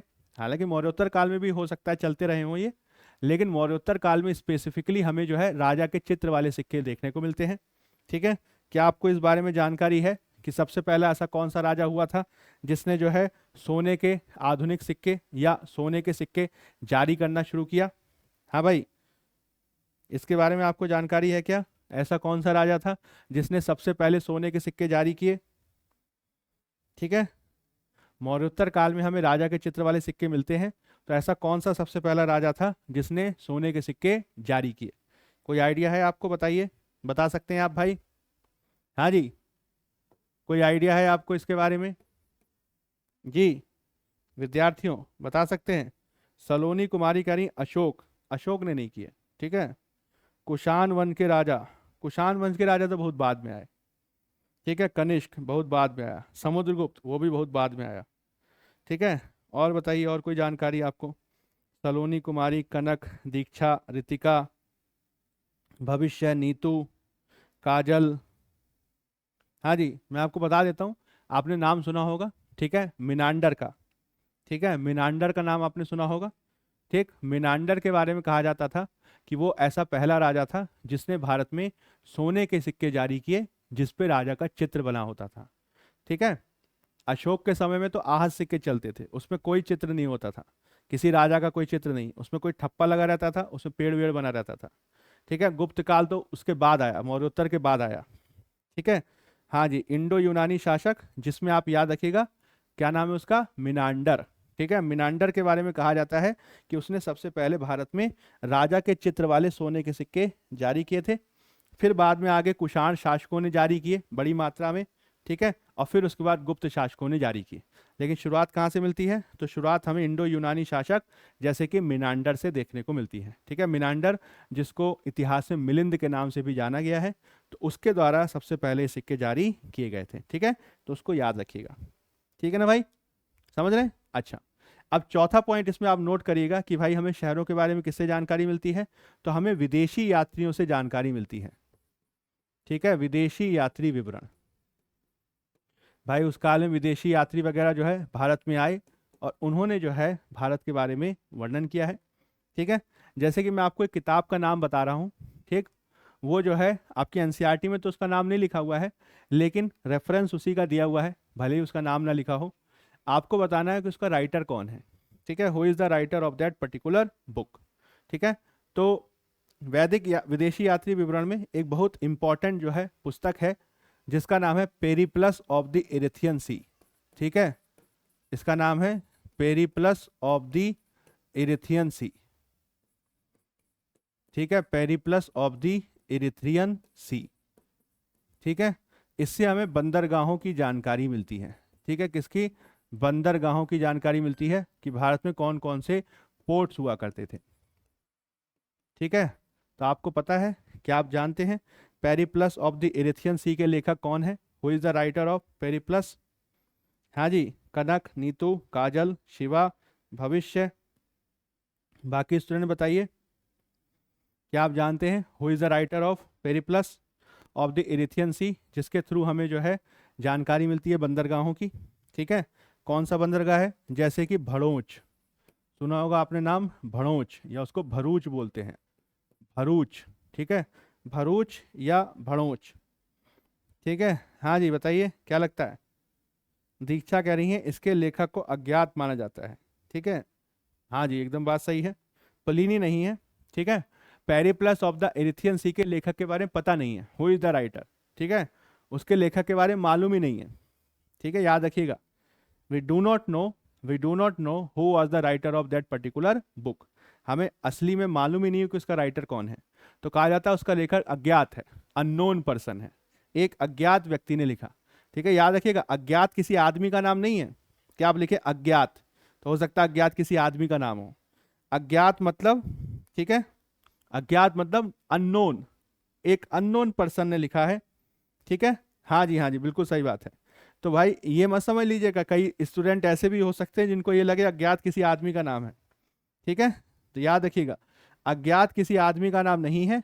ठीक, वो जो है हमें जानकारी देता है किसके बारे में? तो बंदरगाहों के बारे में। हालांकि हमें खुद जो है राइटर का नाम नहीं पता, ठीक है, कि कौन था। समझ रहे हैं? तो विदेशी यात्री विवरण से जो है हमें पता चलता है। अच्छा, ये हो गया। अच्छा, इसमें डी के बाद फिर आपका आ जाएगा ई पॉइंट, फिर उसके बाद आपका आ जाएगा ई पॉइंट। अब देखिए दक्षिण भारत की जो हमें जानकारी मिलती है, इसमें ई पॉइंट आप नोट करिएगा। दक्षिण भारत की जो हमें इसमें जानकारी मिलती है, दक्षिण भारत की, जो दक्षिण भारत के शहर हैं, ठीक है, उनकी जानकारी हमें किससे मिलती है? तो उनकी जानकारी हमें मिलती है संगम ग्रंथों से। किससे मिलती है? संगम ग्रंथों से। ठीक है ना, आपको बताया था मैंने संगम ग्रंथ क्या है, याद होगा पिछली क्लास में बताया था। संगम ग्रंथ क्या है? तो तो दक्षिण भारत के इतिहास में मौर्योत्तर काल में 300 ईसा पूर्व से लेकर 300 ईस्वी तक कुछ ग्रंथों की रचना की गई। इन ग्रंथों के बारे में माना जाता है कि इनकी रचना मदुरई नाम के शहर में कुछ लेखकों के द्वारा, कुछ कवियों के द्वारा एक सम्मेलन बुला के की गई थी। ठीक है, और इसी के आधार पर इसे कहा जाता है संगम ग्रंथ। ये मुख्य रूप से उस काल में चोल, चेर, पांडे शासकों के बारे में जानकारी देते हैं और उस जमाने के नगरों आदि के बारे में जानकारी देते हैं। ठीक है, ये मैंने आपको बताया था पिछली क्लास में। तो दक्षिण भारत के नगरों के बारे में जानकारी किससे मिलती है? तो वो जो है संगम ग्रंथों से मिलती है। ठीक है ना, मैंने इसका आपको चित्र भी दिखाया था, आपको याद होगा। ठीक है, तो उसी को आप नोट कर लीजिएगा। वही दोबारा पॉइंट, सेम पॉइंट तो मैं आपको रिपीट नहीं करूंगा क्योंकि हम पहले ही इसके बारे में डिस्कस कर चुके हैं। जैसे देखिए यहाँ पे, ठीक है, ये मैंने पिछली क्लास में बताया था, वही सेम चीज़ है। आप चाहें तो इसको नोट कर लीजिएगा कि भाई तमिल की प्राचीनतम रचनाओं को संगम कहते हैं। इनकी रचना करीब 2300 साल पहले हुई थी। इन्हें संगम क्यों कहते हैं? क्योंकि मदुरई में, ठीक है, मानचित्र भी दिया हुआ है, वो भी दिखा दूंगा, मदुरई में कवियों का सम्मेलन हुआ और यहाँ पे इनको रचित किया गया। ठीक, और गांव में रहने वाले जिन तमिल नामों का उल्लेख यहाँ किया गया है वो संगम कहलाते हैं। यानी इससे हमें गांव के बारे में, शहर के बारे में, चोल, चेर, पांडे राजाओं के बारे में और विदेशी व्यापार के बारे में जानकारी मिलती है। स्पेशली आपकी जानकारी जो हमें मिलती है वो हमें मिलती है उस जमाने में रोमन शासकों के साथ भारत के व्यापार की। ठीक है, रोमन शासकों के साथ भारत के व्यापार की जानकारी मिलती है। ठीक है, आगे मैं आपको बताऊंगा, आपको समझ में आ जाएगा। ठीक है ना, समझ पा रहे हैं भाई? तो ये चीज आपको ध्यान रखनी है। ठीक, तो देखिए ये आपका हो गया, समझ रहे हैं? पहला वाला पॉइंट कालक्रम कर चुके हैं, दूसरा भी कर चुके हैं, तीसरा भी कर चुके हैं, चौथा भी हो गया। शहरों की जानकारी के बारे में भी मैंने आपको बता दिया। अब हम बात कर रहे हैं शिल्प और शिल्पकार के बारे में। जैसे मैंने बताया ना कि मौर्योत्तर काल में शिल्प और शिल्पकार बहुत ज़्यादा फेमस एक ट्रेड एक्टिविटी था और इसकी जो है हमें बेहद अच्छी जानकारी प्राप्त होती है। तो अब हम पांचवा पॉइंट नोट करेंगे, पांचवा पॉइंट समझेंगे और वो है आपका शिल्प और शिल्पकार। ठीक है, क्या है? शिल्प और शिल्पकार। ठीक है, तो पांचवा पॉइंट नोट कर लीजिए। पांचवा पॉइंट कौन सा हो जाएगा आपका? तो पांचवा पॉइंट हो जाएगा शिल्प और शिल्पकार। ठीक है, तो पांचवा पॉइंट देख लीजिए। पांचवा पॉइंट हो गया आपका शिल्प और शिल्पकार। शिल्प व शिल्पकार। ठीक, अब शिल्प और शिल्पकार में आपको याद रखना है मौर्योत्तर काल में किस किस तरीके की हमें जानकारी मिलती है। तो मौर्योत्तर काल का इसमें जो पहला पॉइंट निकलेगा, मौर्योत्तर काल का जो शिल्प है उसमें हमें बहुत अच्छे प्रकार के मृदभांड मिलते हैं। ठीक है, मौर्योत्तर काल में हमें बहुत अच्छे प्रकार के मिट्टी के बर्तन देखने को मिलते हैं। ठीक है, कैसे देखने को मिलते हैं? मिट्टी के बर्तन। शिल्प का उदाहरण है मिट्टी के बर्तन। इनको कहा जाता है, ये जो मृदभांड है इनको एक को कहा जाता है NBPW। ठीक है, NBPW। NBPW का फुल फॉर्म क्या हो गया? Northern black polished where. NBPW, northern black polished where. Hindi में क्या हो जाएगा? उत्तरी काले पॉलिशदार मृदभांड। उत्तरी काले पॉलिशदार मृदभांड। उत्तरी काले पॉलिशदार मृदभांड। ठीक है, उत्तरी का मतलब क्या हुआ? ये नॉर्थ इंडिया में मिले हैं। उत्तरी मतलब नॉर्थ इंडिया में मिले। ये काले रंग के होते हैं और इनके ऊपर बहुत अच्छी पॉलिश होती है। ये हमें मौर्य काल से ही देखने को मिलते हैं, फ्रॉम मॉडर्न पीरियड से ही जो हमें देखने को मिलते हैं और इन्हें कहा जाता है NBPW। ठीक है, याद रखिएगा। ठीक, तो ये जो है आप इसमें पॉइंट नोट कर सकते हैं, मौर्य काल से ही जो है हमें देखने को मिलते हैं, मौर्य काल से ही मिलना। और मौर्योत्तर काल में जो है इनका और ज़्यादा विकास हुआ। तो ये जो है महत्वपूर्ण मिट्टी के बर्तन माने जाते हैं जिनका ट्रेड हुआ करता था। ठीक है, जिनका क्या हुआ करता था? ट्रेड हुआ करता था। हाँ जी, हाँ जी, हाँ जी। उत्तरी काले पुलिस वाले बर्तन, पॉलिशदार। ठीक है, हाँ जी, हाँ जी, उत्तरी काले पॉलिशदार मृदभांड। ठीक है, तो ये पॉइंट याद रखिएगा। ठीक, इसके अलावा जो है हमें विविध प्रकार के टेक्सटाइल की उपस्थिति मिलती है। विविध प्रकार के टेक्सटाइल, टेक्सटाइल मतलब हो गया आपका वस्त्र। विविध प्रकार के वस्त्र, विविध प्रकार के वस्त्रों की हमें जानकारी मिलती है जिनका व्यापार हुआ करता था। ठीक है, और इसके लिए जो है मदुरा, ठीक है, मदुरा जो शहर है, मदुरा जो है वह प्रमुख शहर हुआ करता था। मदुरा जो है वह प्रमुख शहर हुआ करता था, जहाँ पे बहुत अच्छी कोटि का वस्त्र शिल्प देखने को मिलता था। ठीक है, बहुत अच्छी कोटि के कपड़े यहाँ पे देखने को मिलते थे। स्पेशली हमें सूती वस्त्र यहाँ पे बहुत अच्छे मिलते थे। ठीक है, तो याद रखिएगा मदुरा शहर जो है वो कपड़ों के लिए फेमस था। मदुरा शहर किसके लिए फेमस था? कपड़ों के लिए फेमस था। ठीक, अब इसमें सी पॉइंट आपको नोट करना है कि इस काल में हमें विविध प्रकार के शिल्प देखने को मिलते हैं, जो कि मैंने आपको बताया ही था, है ना। विविध प्रकार के शिल्प हैं। ठीक, जैसे कि आप क्या कह सकते हैं, कुम्हार हो गया, बढ़ई हो गया, लोहार हो गया, जुलाहा हो गया। ठीक, और ये जो है संगठन में विभाजित थे। ये क्या थे? संगठन में जुड़े। ये सब शिल्प क्या हुआ करते थे? संगठन से जुड़े हुए थे। सभी शिल्पों का यानी सभी शिल्पकारों का अपना एक संगठन होता था, अपना एक ऑर्गेनाइजेशन होता था। जैसे कुम्हारों का संगठन, जुलाहों का संगठन, ठीक है, आपका जो है मिट्टी के बर्तन बनाने वालों का संगठन, ठीक है, लोहे का काम करने वालों का संगठन, सूती वस्त्र का काम करने वाले लोगों का संगठन। ठीक, तो आप याद रखिएगा अलग अलग शिल्प हैं और सब जो है एक ऑर्गेनाइजेशन से जुड़े हुए हैं। सब किससे जुड़े हुए करते? संगठन से जुड़े होते थे, और इस संगठन को कहा जाता था श्रेणी व्यवस्था। ठीक है, ये पॉइंट नोट कर लीजिएगा, बहुत इंपॉर्टेंट है।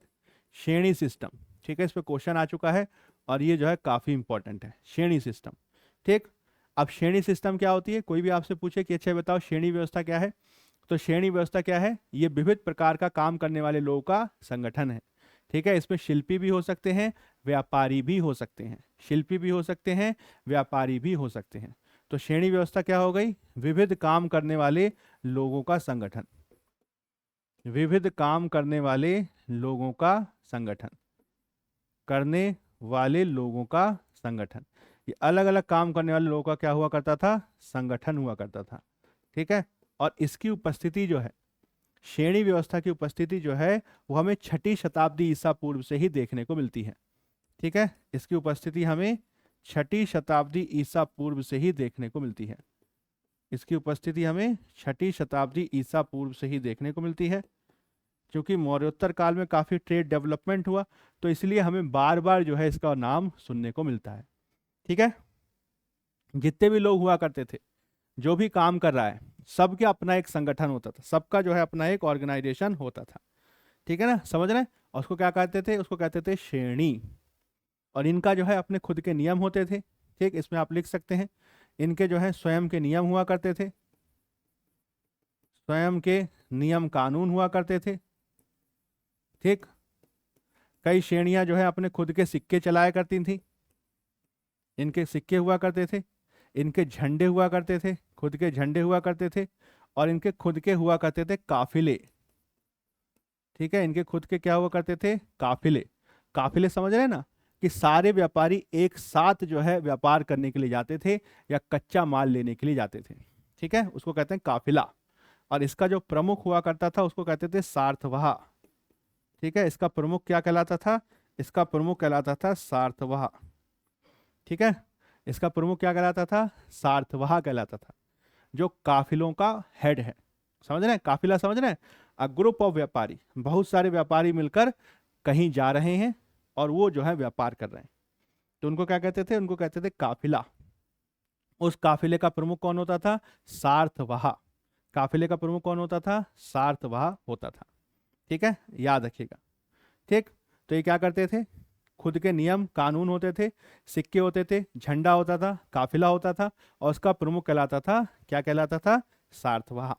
ठीक है, और इनका जो है सार्थवाह का मतलब मैंने आपको बताया ना, सार्थवाह कौन है? He is the person, he is the authority, he is that person who is leading the काफिला।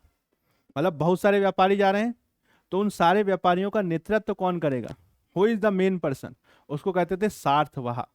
सारथी, सारथी शब्द समझ ना, उसी से बना हुआ है, सारथी शब्द से ही बना हुआ है। ठीक है, हाँ जी हाँ जी, नीतू कह रही हमारे दिन भी पीछे एक दिन काफिला होगा। वाह, अब काफिला किस लिए होगा ये ध्यान रखिएगा। ठीक है, ऐसा ना हो कि मारने के लिए पीछे काफिला भागे समझ रहे हैं? ऐसा भी तो काफिला हो सकता है ना, कि आप जो है कोई ऐसा काम कर दें कि सारे लोग मारने के लिए आपको भाग रहे हैं। पॉजिटिव वाला काफिला बनाइएगा। ठीक है ना जी, समझ रहे हैं? हाँ जी, तो खुद के इनके नियम होते थे, कानून होते थे, सिक्के होते थे, झंडे होते थे, और काफिले का जो प्रमुख होता था उसे कहते थे सारथवाह। ठीक है, ठीक है ना जी, ठीक है, याद रखेंगे, तो ये होता था। अच्छा, ठीक, हाँ जी। अब इनका काम क्या होता था, ठीक है, इनका काम क्या होता था, इसके कुछ पॉइंट जो है मैं आपसे नोट करा देता हूँ, ये पूछा जाता है आपको, ये काफ़ी इंपॉर्टेंट है। ठीक, कि श्रेणी का काम क्या होता था। ठीक, तो डी पॉइंट इसमें नोट कर लीजिएगा। ठीक, डी पॉइंट इसमें नोट कर लीजिएगा कि श्रेणी का कार्य क्या है। ठीक, श्रेणी का कार्य, तो श्रेणी जो है एक तरीके से कह सकते हैं, श्रेणी जो है एक तरीके से कह सकते हैं कि वो हुआ करती थी, ठीक है, क्या हुआ करती थी, अपने लोगों को नेतृत्व देने का काम करती थी। जैसे आप आज आप सुनते होंगे ना, आज आपने सुना होगा या पढ़े होंगे, कभी पढ़िएगा, ध्यान दीजिएगा कि आज भी जो है अलग अलग ऑर्गेनाइजेशन ग्रुप्स होते हैं और उनके खुद के जो है ऑर्गेनाइजेशन होते हैं। जैसे फिक्की का नाम आपने सुना होगा, फिक्की, एचओसैम, सुना है इन सब का नाम। तो ये सब क्या है, ये सब जो है अलग अलग प्रकार के व्यापारी लोगों का संगठन है। ठीक है, हाँ जी, हाँ जी, नेतृत्व करता, बिल्कुल सही बात है। तो श्रेणी क्या काम करता था, श्रेणी अपने लोगों को ट्रेनिंग देने का काम करता था। श्रेणी अपने लोगों को क्या देने का काम करता था, ट्रेनिंग देने का काम करता था। कि भाई कोई अगर मान लीजिए कुम्हार का काम सीख रहा है तो उसको ट्रेनिंग देने का काम कौन करेगा, तो श्रेणी वाले बताएंगे कि भाई ऐसे जो है काम करो। ठीक है, श्रेणी देने का। उनको कच्चा माल चाहिए तो कच्चे माल की उपलब्धता उन्हें कराता था। ठीक है, उन्हें कच्चे माल की उपलब्धता कराता था कि उनको कच्चा माल उपलब्ध हो जाए। ठीक है, कच्चे माल की उपलब्धता कराता था। जो सामान बिक जाता था या जो सामान बन जाता था तो उसका डिस्ट्रीब्यूशन कराता था। ठीक है, निर्मित माल का वितरण कराता था, डिस्ट्रीब्यूशन कराता था। निर्मित माल का वितरण कहलाता था, उसका डिस्ट्रीब्यूशन करवाता था। ठीक है, इसके अलावा जो है ये बैंकिंग सेवाएं देने का भी काम करता था। ठीक है, ये जो है बैंकिंग सेवाएं देने का भी काम करता था। बैंकिंग सेवा का मतलब क्या हुआ कि अगर मान लो किसी को अपना काम करने के लिए, सामान खरीदने के लिए लोन की ज़रूरत है तो वो श्रेणियाँ उसको दिया करती थी, तो बैंकिंग सेवाएं देता था। ठीक, इसके अलावा जो है ये राजाओं से, ठीक है, ये राजाओं से बातचीत भी करते थे कि भाई राजाओं को बातचीत करके बताना है इसमें।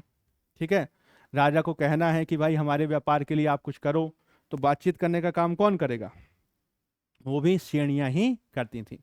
ठीक है, तो आप याद रखिएगा श्रेणियां जो हैं वह प्राचीन भारत का एक बेहद महत्वपूर्ण संगठन है। और प्राचीन भारत में जो हमें व्यापार का विकास देखने को मिलता है, जो ट्रेड एंड डेवलपमेंट देखने को मिलता है, शिल्प का व्यापार देखने को मिलता है, देसी और विदेशी व्यापार देखने को मिलता है, उसमें श्रेणियों की बहुत महत्वपूर्ण भूमिका होती थी। क्योंकि कई बार ऐसा हो सकता है कि राजा कमजोर हो जाए, है ना, भारत में तो ऐसा कई बार हुआ है कि भाई राजा कमजोर है, स्थिति बहुत अच्छी नहीं है, तो ऐसी स्थिति में ट्रेड और डेवलपमेंट कौन करेगा, तो श्रेणियां करती थी। ठीक है, जो श्रेणियां होती थी वो राजा के ऊपर निर्भर नहीं रहती थी कि राजा जो है हमें कच्चा माल देगा, राजा जो है हमें क्या करेगा, हमारी सुरक्षा करेगा, ये अपनी सुरक्षा का प्रबंध खुद करते थे। तो जो काफिले चला करते थे ना, उसमें जो सारथवाह हुआ करता था वो यही काम करता था कि डाकू लुटेरे जो है हमको ना लूटें। तो इनकी खुद की सेनाएं वगैरह भी हुआ करती थी, खुद के झंडे हुआ करते थे, समझ रहे हैं, खुद के इनके सिक्के हुआ करते थे। कई सारे नगर जो हैं वो श्रेणियों से भरे हुए थे, तो कई सारे शहरों पर जो है ये राज भी किया करते थे। जो बड़े बड़े ट्रेडिंग सेंटर हो गए ना, उस पे श्रेणियों का ही जो है कह सकते हैं एक तरीके का राज हुआ करता था। ठीक है, आप आगे देखिएगा कि गुप्त काल में जो श्रेणी का प्रमुख है वो तो प्रशासन का अंग हुआ करता था, समझ रहे हैं ना, उसको प्रथम कुलिक बोलते थे। तो गुप्त काल में जो है उनका वैल्यू इतना बढ़ गया कि राजा भी जो है प्रशासन में उनको स्थान देना शुरू कर दिया। ठीक है, तो आप याद रखिएगा it is an very very important organisation, और इसके कामों के बारे में आपको अच्छी तरीके से याद कर लेना है कि किस तरीके के कार्य कर रहे हैं। ठीक है, तो ये आपका कौन सा वाला पॉइंट हो गया भाई, ये आपका हो गया पांचवा वाला पॉइंट, शिल्प और शिल्पकार। ठीक, अब हम बात कर लेते हैं छठे पॉइंट के बारे में। छठा पॉइंट कौन सा था हमारा, ठीक है, देखिए हमारा शिल्प और शिल्पकार हो गया। अब हमारा छठा पॉइंट है प्रमुख शहर। हमें दो शहरों के बारे में बात करना है, मथुरा और अरिका मेडू। ठीक है, तो हमारा छठा पॉइंट हो गया प्रमुख शहर। छठा पॉइंट कौन सा हो जाएगा, प्रमुख शहर। ठीक है, तो इसी को कर लेते हैं। छठा पॉइंट हो गया हमारा प्रमुख शहर, और प्रमुख शहर कौन कौन से, तो मथुरा और अरिका मेडू। तो 6 पॉइंट,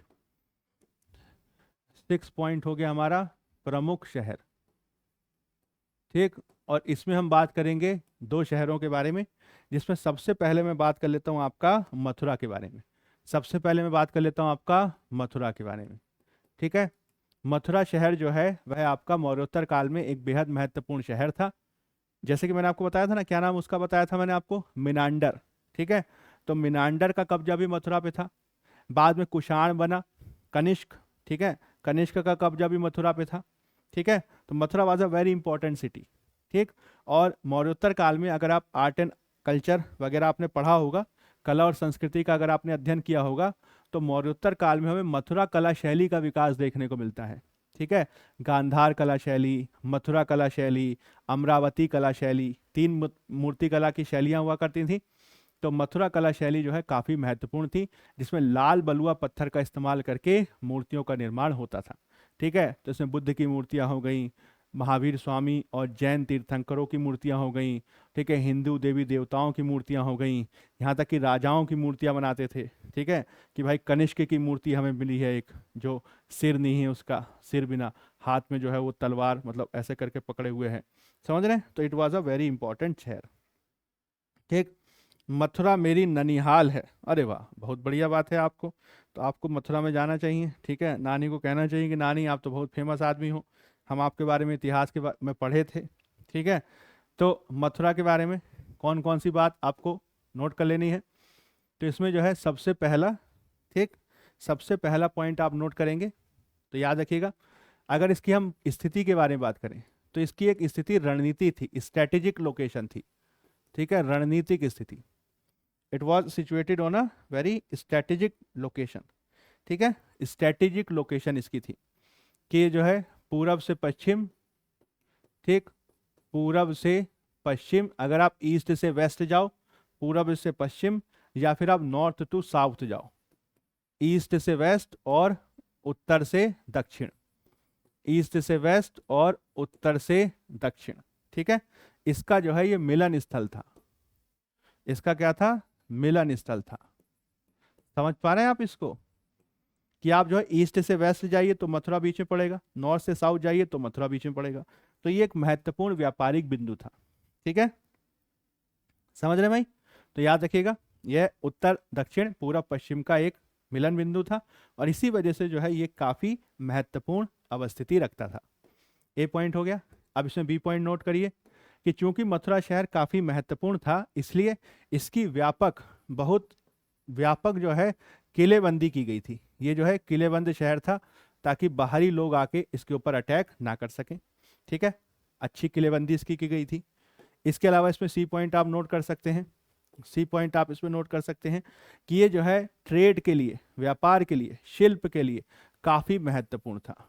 ठीक है, शिल्प के लिए महत्वपूर्ण, यहाँ पे बहुत अच्छे जो है शिल्पी हुआ करते थे। जैसे कि मैंने आपको बताया मथुरा कला शैली, तो यहाँ पे जो है अलग अलग प्रकार के शिल्प हुआ करते थे।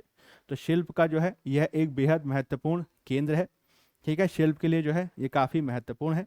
ठीक, इसके अलावा स्पेसिफिकली आप इस बात को नोट करिएगा कि भाई कुषाणों के समय में, ठीक है, कुषाणों के समय में जो है ये कुषाणों की दूसरी राजधानी हुआ करता था। ठीक है, it was the second capital of Kushans. ठीक है, जो कुषाण थे ना, जिसमें कनिष्क सबसे महत्वपूर्ण है, तो कुषाणों की ये सेकंड कैपिटल हुआ करता था। ठीक है, समझ रहे हैं ना जी? ठीक है भाई, तो समझ रहे हैं ना आप इस बात को? ठीक है, तो कुषाणों की क्या हुआ करता था? ये सेकंड कैपिटल हुआ करता था। इसके अलावा इसमें ई पॉइंट भी आप नोट कर सकते हैं, ई पॉइंट भी आप नोट कर सकते हैं कि यहाँ पे जो है बौद्ध, ठीक है, व जैन धर्म, बौद्ध व जैन धर्म, इन दोनों का जो है केंद्र यहाँ पे देखने को मिलता है। बुद्धिज्म भी यहाँ पे था और जैनिज्म भी यहाँ पे था। बौद्ध और जैन धर्म दोनों का जो है केंद्र हमें देखने को मिलता है। ठीक है, इसके अलावा ये पॉइंट तो आप जानते ही होंगे, इसमें तो मुझे लगता नहीं कुछ बताने की आपको जरूरत है, कि ये जो है भगवान कृष्ण से संबंधित एक बेहद महत्वपूर्ण स्थल था। ठीक है, भगवान कृष्ण का नाम तो सुना ही होगा आपने, मथुरा नगरी। ठीक है, तो मथुरा जो है भगवान कृष्ण से काफी इंटीग्रेटली आपस में जुड़ा हुआ है। तो कृष्ण भगवान का तो है ही यहाँ पे पूरा बोलबाला। ठीक है। हालांकि आप याद रखिएगा कि केवल कृष्ण भगवान ही नहीं बल्कि बुद्ध और जैन दोनों का जो है यहाँ पे प्रमुख केंद्र रहा है, और ये इतिहास में काफी महत्वपूर्ण शहर है। ठीक है, याद रखेंगे ना भाई। तो ये कुछ आपको एनसीईआरटी में पॉइंट दिए हुए हैं मथुरा शहर के बारे में, जो मैंने आपको बताया। ठीक है, जो मैंने आपको बताया।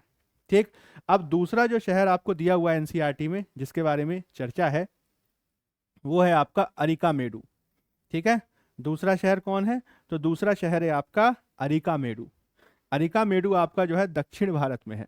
इसके बारे में भी कुछ पॉइंट मैं आपको लिखा रहा हूं, क्योंकि it is also very important. Arikamedu, ठीक है, अरिकामेडु।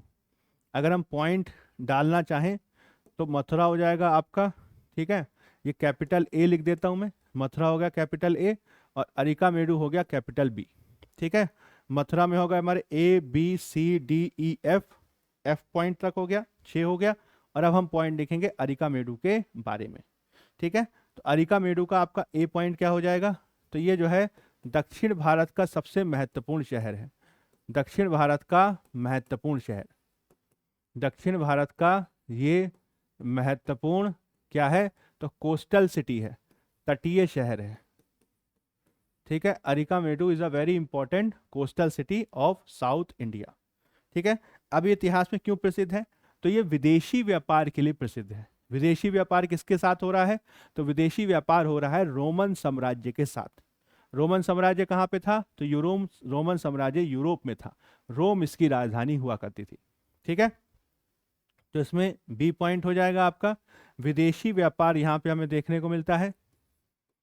ठीक है, विदेशी व्यापार हमें देखने को मिलता है, और स्पेशली विदेशी व्यापार हमें देखने को मिलता है रोमन साम्राज्य के साथ। किसके साथ?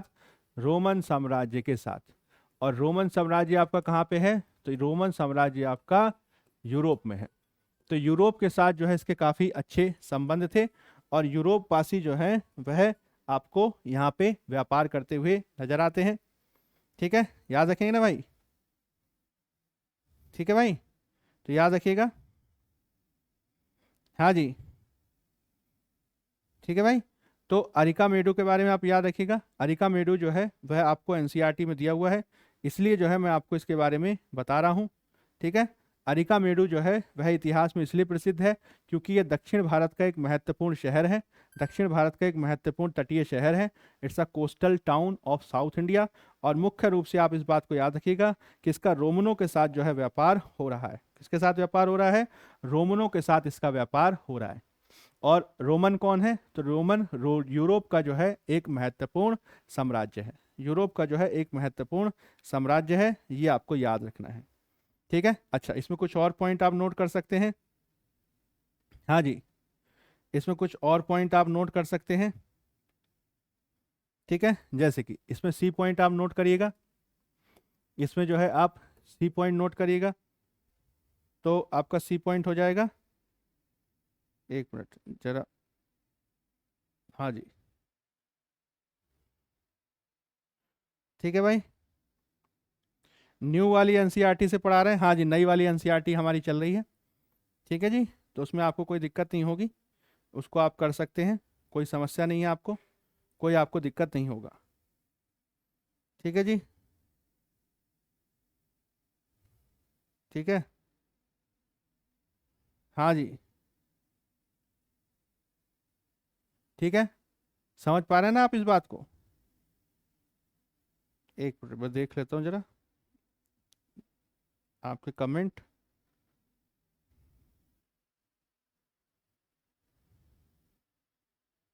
दीक्षा करें ग्रीश कौन थे? कौन ग्रीश? ठीक है ना जी, क्लियर है ना?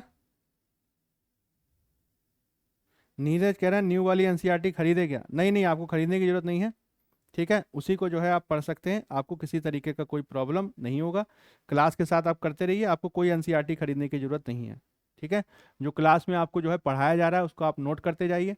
पीडीएफ भी आपको मिल जाएगी, और उससे जो है आप नोट कर लीजिएगा, पढ़ते जाइएगा। आपको किसी भी एनसीईआरटी को खरीदने की जरूरत नहीं पड़ेगी। ठीक है, ठीक है भाई। तो ये विदेशी व्यापार का जो है एक महत्वपूर्ण केंद्र था, और इसका व्यापार किसके साथ होता था? तो इसका व्यापार हुआ करता था यूरोप के साथ। ठीक है, तो ये बी पॉइंट हो गया। अब इसमें सी पॉइंट जो है मैं आपके लिए लिख रहा हूँ। सी पॉइंट इसमें क्या है?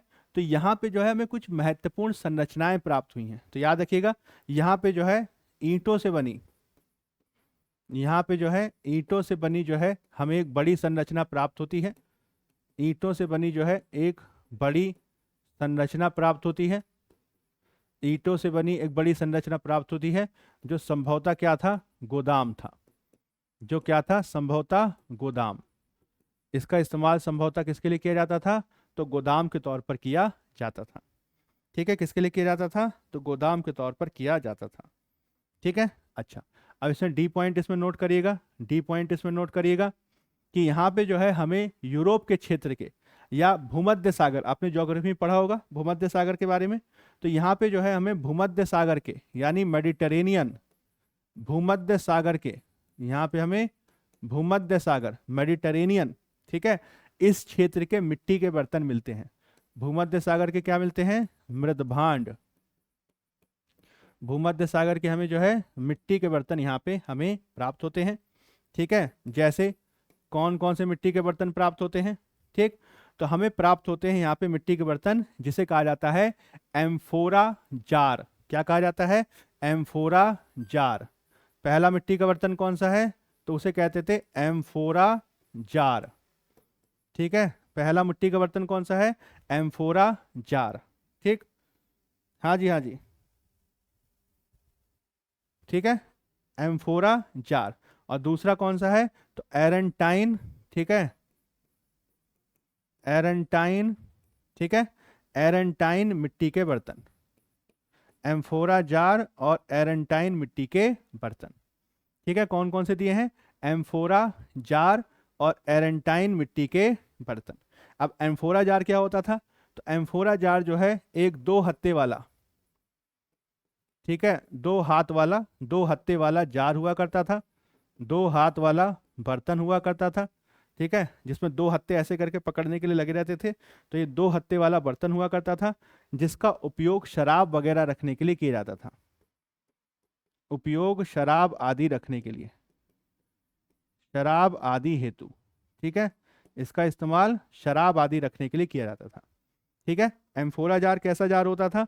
ये एक मिट्टी का बर्तन होता था। जैसे कि आप ऐसा बना सकते हैं कि मैंने जो है एक ये मिट्टी का बर्तन बना रहा हूँ, मैं यूं करके बनाया, मैंने यूं करके बनाया, यूं करके बनाया, और फिर इसके बाद जो है ये मोटा सा ऐसा करके, ऐसा करके बना दिया। ये हो गया ना आपका मिट्टी का बर्तन। अब इसमें क्या है? इसमें जो है हत्थे लगे हुए हैं, ऐसे करके इसमें जो है हत्थे लगे हुए हैं। एक हत्था इधर लिखा हुआ है और एक हत्था इधर लगा हुआ है, ऐसे करके। तो इसे कहा जाता था एम्फोरा जार। ठीक है, ऐसा मिट्टी का बर्तन, ठीक है, ऐसा मिट्टी का बर्तन जिसमें 2 हत्थे होते थे, और इसका इस्तेमाल शराब वगैरह करने के लिए किया जाता था। ऐसा माना जाता है कि जो संगम काल के जो लोग थे वो रोमन साम्राज्य से शराब मंगवाया करते थे। ठीक है, अच्छी क्वालिटी की शराब, जैसे आज भी होती है ना विदेशी शराब आती है, तो वो मंगाया करते थे, जो इस प्रकार के जार्स में आती थी। इसको कहते थे एम्फोरा जार। तो संभवतः ये जो है यूरोप से मंगाई जाती थी, और संगम काल में जो है इसका ट्रेड होता था। ठीक है, तो ये जिसमें आती थी उसको कहते थे एम्फोरा जार। ये कैसा होता था? 2 हत्थे वाला जो है एक मिट्टी का बर्तन होता था। ठीक है, तो इसे कहते थे एम्फोरा जार। अब एरेंटाइन मिट्टी का बर्तन क्या है? ठीक, तो ये जो है एक ठप्पा लगा हुआ, ठीक है, ये एक ठप्पा लगा हुआ, जिसमें ठप्पा लगा होता था, किसी कंपनी वगैरह का हो सकता है जहां से आ रहा है। तो ये ठप्पा लगा हुआ जो है एक लाल चमकदार मिट्टी का बर्तन होता था। ठप्पा लगा हुआ लाल चमकदार मिट्टी का बर्तन होता था। ठप्पा लगा हुआ लाल चमकदार मिट्टी का बर्तन। ठीक है, याद रखिएगा। तो अरिकामेडु की महत्वपूर्ण विशेषता क्या है? तो अरिकामेडु की सबसे बड़ी महत्वपूर्ण विशेषता यह है कि यहाँ पे हमें विदेशी व्यापार के साक्ष्य मिलते हैं, और सबसे बड़ी बात आप याद रखिएगा कि यहाँ पे जो है हमें क्या प्राप्त हो रहा है? तो मिट्टी के बर्तन प्राप्त हो रहे हैं, जैसे कि एम्फोरा जार। ठीक है, हाँ जी, हाँ जी, बिल्कुल सही बात है कि एरेंटाइन जो मिट्टी के बर्तन हैं वो आपके इटली के एरेंटाइन शहर के नाम पर हैं। ये बात भी एकदम सही है, बिल्कुल सही बात है, उसको भी नोट कर सकते हैं। हालांकि एनसीईआरटी में दिया नहीं, इसलिए मैंने आपको बताया नहीं। हम वही चीज़ डिस्कस करें जो आपको एनसीईआरटी में दिया है। तो एरेंटाइन बर्तन यह भी इटली के क्षेत्र के पास के थे। तो इसी वजह से जो है इसको हमें महत्वपूर्ण रूप से याद रखना है। तो आपका हो गया डी पॉइंट। अब इसी में एक और पॉइंट, 2 पॉइंट और ऐड कर लीजिए। डी के बाद आ जाएगा आपका ई, ठीक है, डी के बाद आ जाएगा आपका ई पॉइंट। तो इसमें ई पॉइंट क्या है कि हमें जो है कुछ और भी रोमन, ठीक है, हमें कुछ और भी रोमन साक्ष्य मिलते हैं, ठीक है। जैसे कि हमें रोमन शीशे का सामान मिलता है, रोमन जो है हमें शीशे का सामान मिलता है, ग्लास वेयर्स, शीशे का सामान हमें मिलता है, ठीक है, रोमन्स शीशे का सामान, ठीक है। रोमन्स लैम्प्स मिलते हैं, लैम्प्स हो गया ना, जो चिराग वगैरह कह सकते हैं, लैम्प्स आदि मिलना, ठीक है। शीशे के सिक्के, वो सॉरी शीशे का सामान, ठीक है। लैम्प्स, लैम्प्स होता है ना जो अलादीन का चिराग, उस टाइप का, ठीक। इसके अलावा हमें मनके मिले हैं, बीट्स मिले हैं, सिक्के मिले हैं, समझ रहे हैं। बहुत सारी चीजें जो है हमें इसकी देखने को मिलती है, ठीक है। इसके अलावा आप याद इसमें नोट कर सकते हैं कि यहाँ पे जो है हमें एक छोटा तालाब भी मिला है, यहाँ पे जो है एक हमें छोटा तालाब भी मिला है, जिसका इस्तेमाल संभवतः, ठीक है, जिसका इस्तेमाल संभवतः कपड़ों को रंगने के लिए किया जाता था, जिसका इस्तेमाल संभवतः कपड़ों को रंगने के लिए किया जाता था, जिसका इस्तेमाल संभवतः कपड़ों को रंगने के लिए किया जाता था। जैसे होता है ना कि भाई जो रंगरेज होते हैं, आपने देखा ही होगा, रंगरेज सुना होगा, कपड़ों को रंगने का जो काम करते हैं, उनका एक हौदा होता है। तो उसी तरीके का एक हौदा जो है हमें प्राप्त हुआ है, जिसमें संभवतः कपड़ों को रंगने का काम किया जाता था, ठीक है। तो अरिकामेडु जो साइट है वो हमें विदेशी व्यापार के बारे में काफ़ी महत्वपूर्ण रूप से जानकारी देती है, जो दक्षिण भारत की समृद्धि का एक बहुत बड़ा कारण है, ठीक है। दक्षिण भारत जो है वो इतना समृद्ध इसलिए भी था, दक्षिण भारत इतना समृद्ध इसलिए भी था क्योंकि उसका विदेश के साथ व्यापार होता था, ठीक है। तो प्रमुख शहर हो गए मथुरा और अरिकामेडु। अब हम लास्ट पॉइंट चर्चा करने जा रहे हैं, ठीक है, आखिरी पॉइंट है हमारा व्यापार और व्यापारी, ठीक है। तो 7th पॉइंट क्या हो जाएगा, 7th पॉइंट हो जाएगा हमारा, 7वां पॉइंट हो जाएगा हमारा व्यापार और व्यापारी, ठीक है। जो मैंने आपको फ्लो चार्ट बनवाया था ना, उसी के हिसाब से हम आगे बढ़ रहे हैं, फ्लो चार्ट के हिसाब से आगे हम बढ़ रहे हैं। तो 7वां पॉइंट हो जाएगा हमारा व्यापार और व्यापारी, ठीक है। अब हम बात करेंगे व्यापार के बारे में और व्यापारियों के बारे में। तो व्यापार और व्यापारी, ये हमारा जो है 7th पॉइंट है। व्यापार और व्यापारी क्या है, ये हमारा है 7th पॉइंट। तो व्यापार और व्यापारी में आपको, जैसा कि मैंने बताया कि मौर्योत्तर काल में हमें सबसे महत्वपूर्ण विशेषता क्या देखने को मिलती है, तो सबसे महत्वपूर्ण विशेषता हमें ये देखने को मिल रही है कि बहुत बड़े मात्रा में व्यापार हो रहा है, ठीक है। और चाहे नॉर्थ इंडिया हो चाहे साउथ इंडिया हो, सभी जगह व्यापार देखने को मिल रहा है। इसमें इंटरनल ट्रेड भी है, यानी शहरों के बीच व्यापार हो रहा है, गाँव के बीच व्यापार हो रहा है, गाँव और शहर के बीच व्यापार हो रहा है। इसी तरीके से विदेशी व्यापार भी देखने को मिलता है, ठीक है, याद रखिएगा। जैसे पहला पॉइंट क्या हो जाएगा कि हमें उत्तर भारत और दक्षिण भारत, उत्तर भारत और दक्षिण भारत, उत्तर भारत और दक्षिण भारत दोनों में व्यापार देखने को मिलता है, ठीक है, कि दोनों जगह जो है व्यापार हो रहा है, ठीक है। अब इसका उदाहरण क्या है, इसका उदाहरण क्या है, तो उदाहरण आप नोट कर सकते हैं कि उत्तर भारत में क्या होता था, उत्तर भारत में क्या होता था, तो भाई वही मैंने आपको बताया था, उत्तरी काले पॉलिशदार मृदभांड, उनका ट्रेड हो रहा है। एनबीपीडब्ल्यू, एनबीपीडब्ल्यू बर्तनों का जो है व्यापार हो रहा है। ये जो है देश के अलग अलग हिस्सों में भेजे जा रहे हैं, दुनिया के अलग अलग हिस्सों में रोमन के साथ इसका ट्रेड हो रहा है, ठीक है। तो इसको जो है खरीदा बेचा जा रहा है, ये नॉर्थ इंडिया का आइटम है। और दक्षिण भारत में आप नोट कर सकते हैं, ठीक है, दक्षिण भारत में आप नोट कर सकते हैं कि दक्षिण भारत में जो रोमन्स ट्रेड किया करते थे, वो दक्षिण भारत में लेने आते थे विविध प्रकार के मसाले, ठीक है, मसाले। तो याद रखिएगा दक्षिण भारत में जो ट्रेडिंग आइटम है वो सबसे बड़ा क्या है, तो वो है विभिन्न प्रकार के, ठीक है, विविध प्रकार के मसाले, ठीक। इसके अलावा काली मिर्च आप याद रखिएगा, काली मिर्च जो है बहुत इंपॉर्टेंट है। काली मिर्च को जो है इतना ज़्यादा फेमस माना गया है या इतना ज़्यादा प्रिय माना गया है विदेशी लोगों के लिए कि उसको कहा जाता था ब्लैक गोल्ड, काला सोना, ठीक है। उसको क्या कहते थे, उसको कहते थे ब्लैक गोल्ड, काला सोना। तो काली मिर्च का व्यापार होता था, ठीक। और बहुमूल्य रत्न वगैरह का व्यापार होता था, बहुमूल्य रत्न वगैरह का व्यापार होता था, ठीक है। तो कई तरीके की चीजें जो हैं वह हमें देखने को मिल रही हैं, ठीक। काली मिर्च को क्या बोलते थे, ये जो है इसको यवन प्रिय भी कहा जाता था, यवन प्रिय यानी विदेशियों का फेवरेट, और इसको काला सोना भी कहा जाता था, ब्लैक गोल्ड, क्योंकि ये जो है बहुत महंगा बिकता था। ठीक है, ये क्या होता था, बहुत महंगा बिकता था और इसकी हैवी डिमांड होती थी। ठीक है, बहुत महंगा बिकता था और इसकी काफ़ी हैवी डिमांड होती थी। ठीक है, समझ पा रहे हैं? तो ये आपका ए पॉइंट हो गया। अब इसी में आप बी पॉइंट नोट कर सकते हैं, इसी में जो है आप बी पॉइंट नोट कर सकते हैं। तो इसमें बी पॉइंट क्या हो जाएगा, तो आप याद रखिएगा कि व्यापार में जो है, व्यापार में जो है मानसूनी हवाओं की भूमिका भी थी। व्यापार में मानसून की भी भूमिका, व्यापार में मानसून की भी भूमिका। ठीक है, अब व्यापार में मानसून की भूमिका क्या थी भाई, तो आपको पता होगा या आपने ज्योग्राफी में पढ़ा होगा कि मानसूनी हवाएं जो होती हैं वो कैसी होती हैं, मौसमी हवाएं होती हैं। मानसूनी हवाएं कैसी हैं, एक प्रकार की मौसमी हवाएं हैं जो अपना दिशा बदल लेती हैं समय समय पर।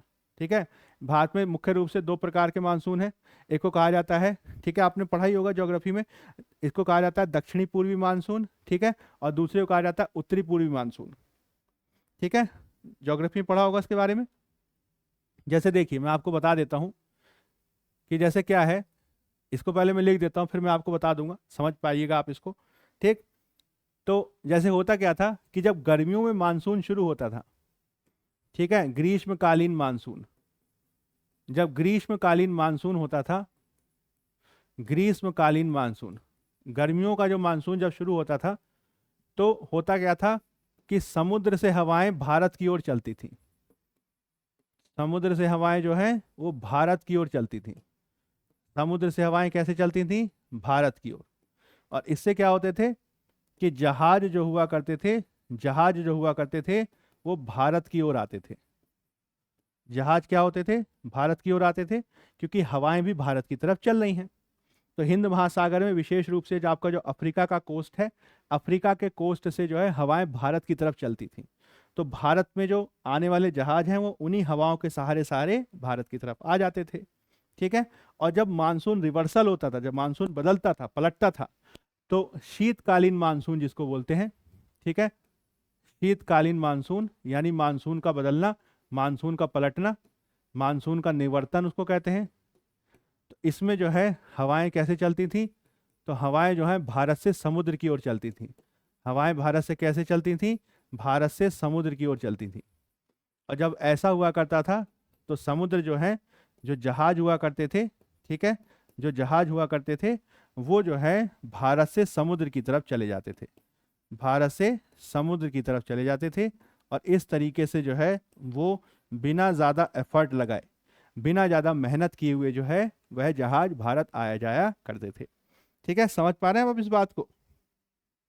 हाँ जी, हवा से जहाज का रुख बनता था, बिल्कुल सही बात है। दक्षिणी पूर्वी मानसून और उत्तरी पूर्वी मानसून, तो इसको कहते हैं दक्षिणी पूर्वी मानसून, इसको कहते हैं दक्षिणी पूर्वी, और उसको कहा जाता है उत्तर पूर्वी। तो आप इस चीज को याद रखिएगा, उत्तरी पूर्वी। ठीक है ना, समझ पा रहे हैं ना जी आप इस बात को? जैसे देखिए अगर इसका एक मानचित्र बनाऊं मैं, अगर मैं इसका एक मैप बनाने की कोशिश करूं, ठीक है, अब मेरा मैप बहुत अच्छा तो नहीं बनेगा, मैं ज्योग्राफी का टीचर तो हूं नहीं, ठीक है, इसलिए आप जो है उसका जो है थोड़ा सा सब्र रखिएगा कि भाई ये भारत का ही मानचित्र है कि पाकिस्तान का है। ठीक है, तो थोड़ा सा हिम्मत रखिएगा, मान लीजिएगा वो भारत का ही है। ठीक है, तो जैसे मान लीजिए मैं एक मानचित्र बनाऊं, कि जैसे मान लीजिए मैंने एक ये मैप ऐसे करके एक चकोर सा मैंने जो है वो खींचा, और यहाँ पे मैंने बनाया अफ्रीका, यहाँ पे क्या बनाया मैंने, अफ्रीका बनाया, यूं करके जो है ऐसे करके, ऐसे ही है ना अफ्रीका। ठीक है, हालांकि अफ्रीका जैसा लग नहीं रहा है, ठीक है, समझ रहे हैं भाई, अफ्रीका जैसा लग नहीं रहा है, लेकिन मान लीजिएगा। ठीक है, ज्योग्राफी इतनी अच्छी मेरी है नहीं, तो ये अफ्रीका मान लीजिएगा, माना ही अफ्रीका है। ठीक है, और यहाँ पे है आपका, यहाँ पे है आपका भारत, यहाँ पे क्या है, यहाँ पे है आपका भारत। ठीक है, ये क्या है आपका भारत है, ठीक, और ये आपका भारत है, और ये जो है ऐसा करके जुड़ा हुआ है। ठीक है, तो यहाँ पे बीच में क्या है, यहाँ पे बीच में क्या है, यहाँ पे बीच में सब जगह है समुंदर। ठीक है भाई, ठीक है ना, समझ पा रहे हैं ना? तो ये आपका कौन सा हो गया, ये आपका हो गया हिंद महासागर। एक ऐसा हो गया हिंद महासागर, ये आपका हो गया हिंद महासागर। ठीक है, मान लेना है भाई, ये मत बोलिएगा कि अफ्रीका नहीं लग रहा है, भारत नहीं लग रहा है, कैसा बना दिया। ठीक है, तो मान लेना है ये अफ्रीका है, ये भारत है। ठीक, अब देखिए होता क्या था। जनरली जो आपका ग्रीष्मकालीन मानसून होता है, जो आपका गर्मी वाला जो अभी चल रहा है आपका ग्रीष्मकालीन मानसून, जिससे बारिश हो रही, कहीं हो रही कहीं नहीं हो रही, तो वो चलता है कैसे, तो वो ऐसे चलता है, इधर की तरफ चलता है। ठीक है, ग्रीष्मकालीन मानसून किधर की तरफ चलता है, इधर की तरफ चलता है। समुंदर से हवाएं भारत की तरफ आती हैं। ठीक है, आपने ज्योग्राफी पढ़ा होगा, बहुत सारे उसके रीजन होते हैं, वो तो खैर उस पर हम डिस्कस नहीं करेंगे, लेकिन आप याद रखिएगा। ठीक है, ठीक है, समझ रहे हैं, मान लिया ना, बिल्कुल सही किया। हाँ थोड़ा पैर के, हाँ कोई बात नहीं, आप मान लीजिएगा उसको। ठीक है, तो ये अफ्रीका से हवाएं किस तरफ चल रही हैं, भारत की तरफ चल रही हैं, इसे कहते थे ग्रीष्मकालीन मानसून। तो अफ्रीका से या फिर भूमध्य सागर से आने वाले जहाज इस हवा को पकड़ के भारत की तरफ चले जाते थे। और जब हवाएं वापस पलटती थी, ठीक है, इधर की तरफ हवाएं चल रही, इधर की तरफ हवाएं चल रही, इधर की तरफ हवाएं चल रही, तो फिर उसके बाद जहाज भारत से समुद्र की तरफ चले जाते थे। ठीक है ना जी, समझ रहे हैं ना जी। ठीक है, समझ पा रहे हैं ना आप, किस देश का नक्शा बनाया, अरे लिख तो दिया, अफ्रीका, ये भारत। ठीक है, this is Africa, this is India. ठीक है, समझ रहे हैं? बस एक मिनट मुझे दीजिएगा, मैं जरा इसके सेल चेंज कर दूं, अदरवाइज आपकी आवाज आनी बंद हो जाएगी। एक मिनट बस, जस्ट अ मिनट।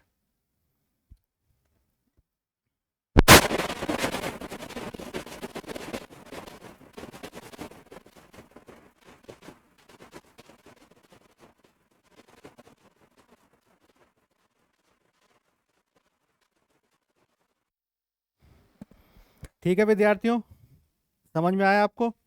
तो मैं क्या कहना चाहता हूँ, एक बार फिर से आपको रिपीट कर देता हूँ ताकि आपको चीज़ें समझ में आए। तो मैंने आपको बताया कि मौर्योत्तर काल में जो आपका विदेशी व्यापार हो रहा है, उस विदेशी व्यापार में क्या भूमिका है, तो मानसूनी पवनों की भूमिका है। विदेशी व्यापार में क्या है, मानसूनी पवनों की भूमिका है। कि जब गर्मी में हवाएं जो है समुद्र से भारत की तरफ चल रही हैं, तो जहाज उसी हवा को पकड़ के भारत की तरफ चले जाते थे। और जब मानसूनी हवाएं पलट जाती थी, जिसमें हवाएं भारत से समुद्र की तरफ चला करती थी, तब जहाज जो है हवाओं को पकड़ के भारत से बाहर चले जाते थे। ठीक है, तो ये क्या है, यह है आपका विदेशी व्यापार में। ठीक है, यह है क्या है आपका, तो यह है आपका विदेशी व्यापार में मानसून की भूमिका। This is the role of monsoon in foreign trade. ठीक है, विदेशी व्यापार में मानसून की भूमिका। समझ पा रहे हैं आप भाई, भाइयों बहनों, देवियों और सज्जनों? ठीक है, ठीक है ना भाई, समझ पाए ना आप इस बात को? ठीक, ठीक है, चलिए, तो ये आपका हो गया, ये कौन सा वाला पॉइंट था आपका, तो ये आपका पॉइंट था व्यापार में मानसून की भूमिका। ठीक है, अब इसमें जो है सी पॉइंट भी आपको नोट कर लेना है, सी पॉइंट भी मैं आपको बता देता हूं। इसमें जो है एक रूट कहा जाता है, जिसको कहा जाता है रेशम मार्ग। ठीक है, इसको क्या कहा जाता है, रेशम मार्ग। तो इसमें सी पॉइंट नोट कर लीजिएगा, व्यापार में सिल्क रूट की भी भूमिका थी, सिल्क रूट की भी भूमिका। ठीक है, सिल्क रूट क्या है, तो चीन का जो सिल्क है वह देश दुनिया के अलग अलग हिस्सों में जाया करता था, और ये स्थल मार्ग और समुद्र मार्ग दोनों से जाता था। इसको कहते थे रेशम मार्ग, तो रेशम का व्यापार का मार्ग। ठीक है, इसमें क्या होता था कि भारत आदि से, भारत चाइना आदि से, ठीक है, मसाले, ठीक है, भारत आदि से मसाले, काली मिर्च का व्यापार होता था। मसाले, काली मिर्च का जो है व्यापार हुआ करता था, ट्रेड हुआ करता था। ठीक है, और वापसी में जो है भारत को मिलता था सोना। वापसी में भारत को क्या मिलता था, सोना मिलता था। वापसी में भारत को क्या मिलता था, गोल्ड। ठीक है, वापसी में भारत को क्या मिलता था, गोल्ड। और मुख्य रूप से इससे व्यापार हुआ करता था चीन के रेशम का, चीन के रेशम का भी व्यापार, चीन के रेशम का भी इसमें क्या होता था, व्यापार होता था। ठीक है, जिसमें भूमिका हुआ करती थी भारत की, भारत की भी भूमिका। आप आगे देखिएगा, मैं आपको आगे बताऊंगा कि किस तरीके से भारत में विशेष रूप से जब कनिष्क का शासन स्थापित हुआ, तो कनिष्क ने उस रेशम मार्ग पे कब्जा कर लिया। तो चाइना से जितना भी रेशम आ रहा है वो भारत होके जा रहा है, तो इसमें सबसे ज़्यादा लाभ भारत को हुआ। ठीक है ना, याद रखेंगे इस बात को। तो इसमें रेशम के मार्ग की भी भूमिका थी। इसीलिए इसीलिए भारत को कहा जाता था सोने की चिड़िया। ठीक है, सोने की चिड़िया क्यों कहते थे? क्योंकि भारत ऐसी चिड़िया थी जो सोना सोना चुग लेती थी, सोना खाती थी, ऐसे टक टक टक टक टक टक टक टक। पूरी दुनिया का सोना भारत में आता था। भारत एक ऐसा अंधा कुआं था जिसमें दुनिया भर का सोना जो है भारत में आता था। ठीक है, और किसी देश की इतनी औकात नहीं थी कि वो भारत का सोना भारत से ले सके, क्योंकि भारत के सामान की मांग पूरी दुनिया में थी और दुनिया कोई ऐसा सामान बना नहीं पा रही थी जिसका डिमांड भारत में हो। समझ रहे हैं ना भाई? ठीक है ना भाई? ठीक, तो इसमें सिल्क रूट की भी भूमिका है, ये चीज आपको याद रखनी है। ठीक है, अब इसी में क्या होगा घटना, ये आपको मॉडर्न इंडिया में पढ़ाया जाएगा, या हो सकता है आपने पढ़ा हो, मुझे इसके बारे में जानकारी नहीं है, कि 1453 में क्या हुआ। 1453 ईस्वी में क्या हुआ कि जो एक शहर हुआ करता था उसका नाम था कस्तुनतुनिया। ठीक है, क्या हुआ करता था? कुस्तुनतुनिया। तो कुस्तुनतुनिया का क्या हो गया? पतन हो गया। कुस्तुनतुनिया का क्या हो गया? पतन हो गया। और इस पतन से क्या हुआ कि व्यापारिक मार्ग जो है बाधा हो गई। ठीक है, व्यापारिक मार्ग जो है उसमें बाधा आ गई, व्यापारिक मार्ग में बाधा। और यहीं से जो है नए व्यापार मार्ग की खोज हुई, जिससे वास्को डी गामा भारत आया।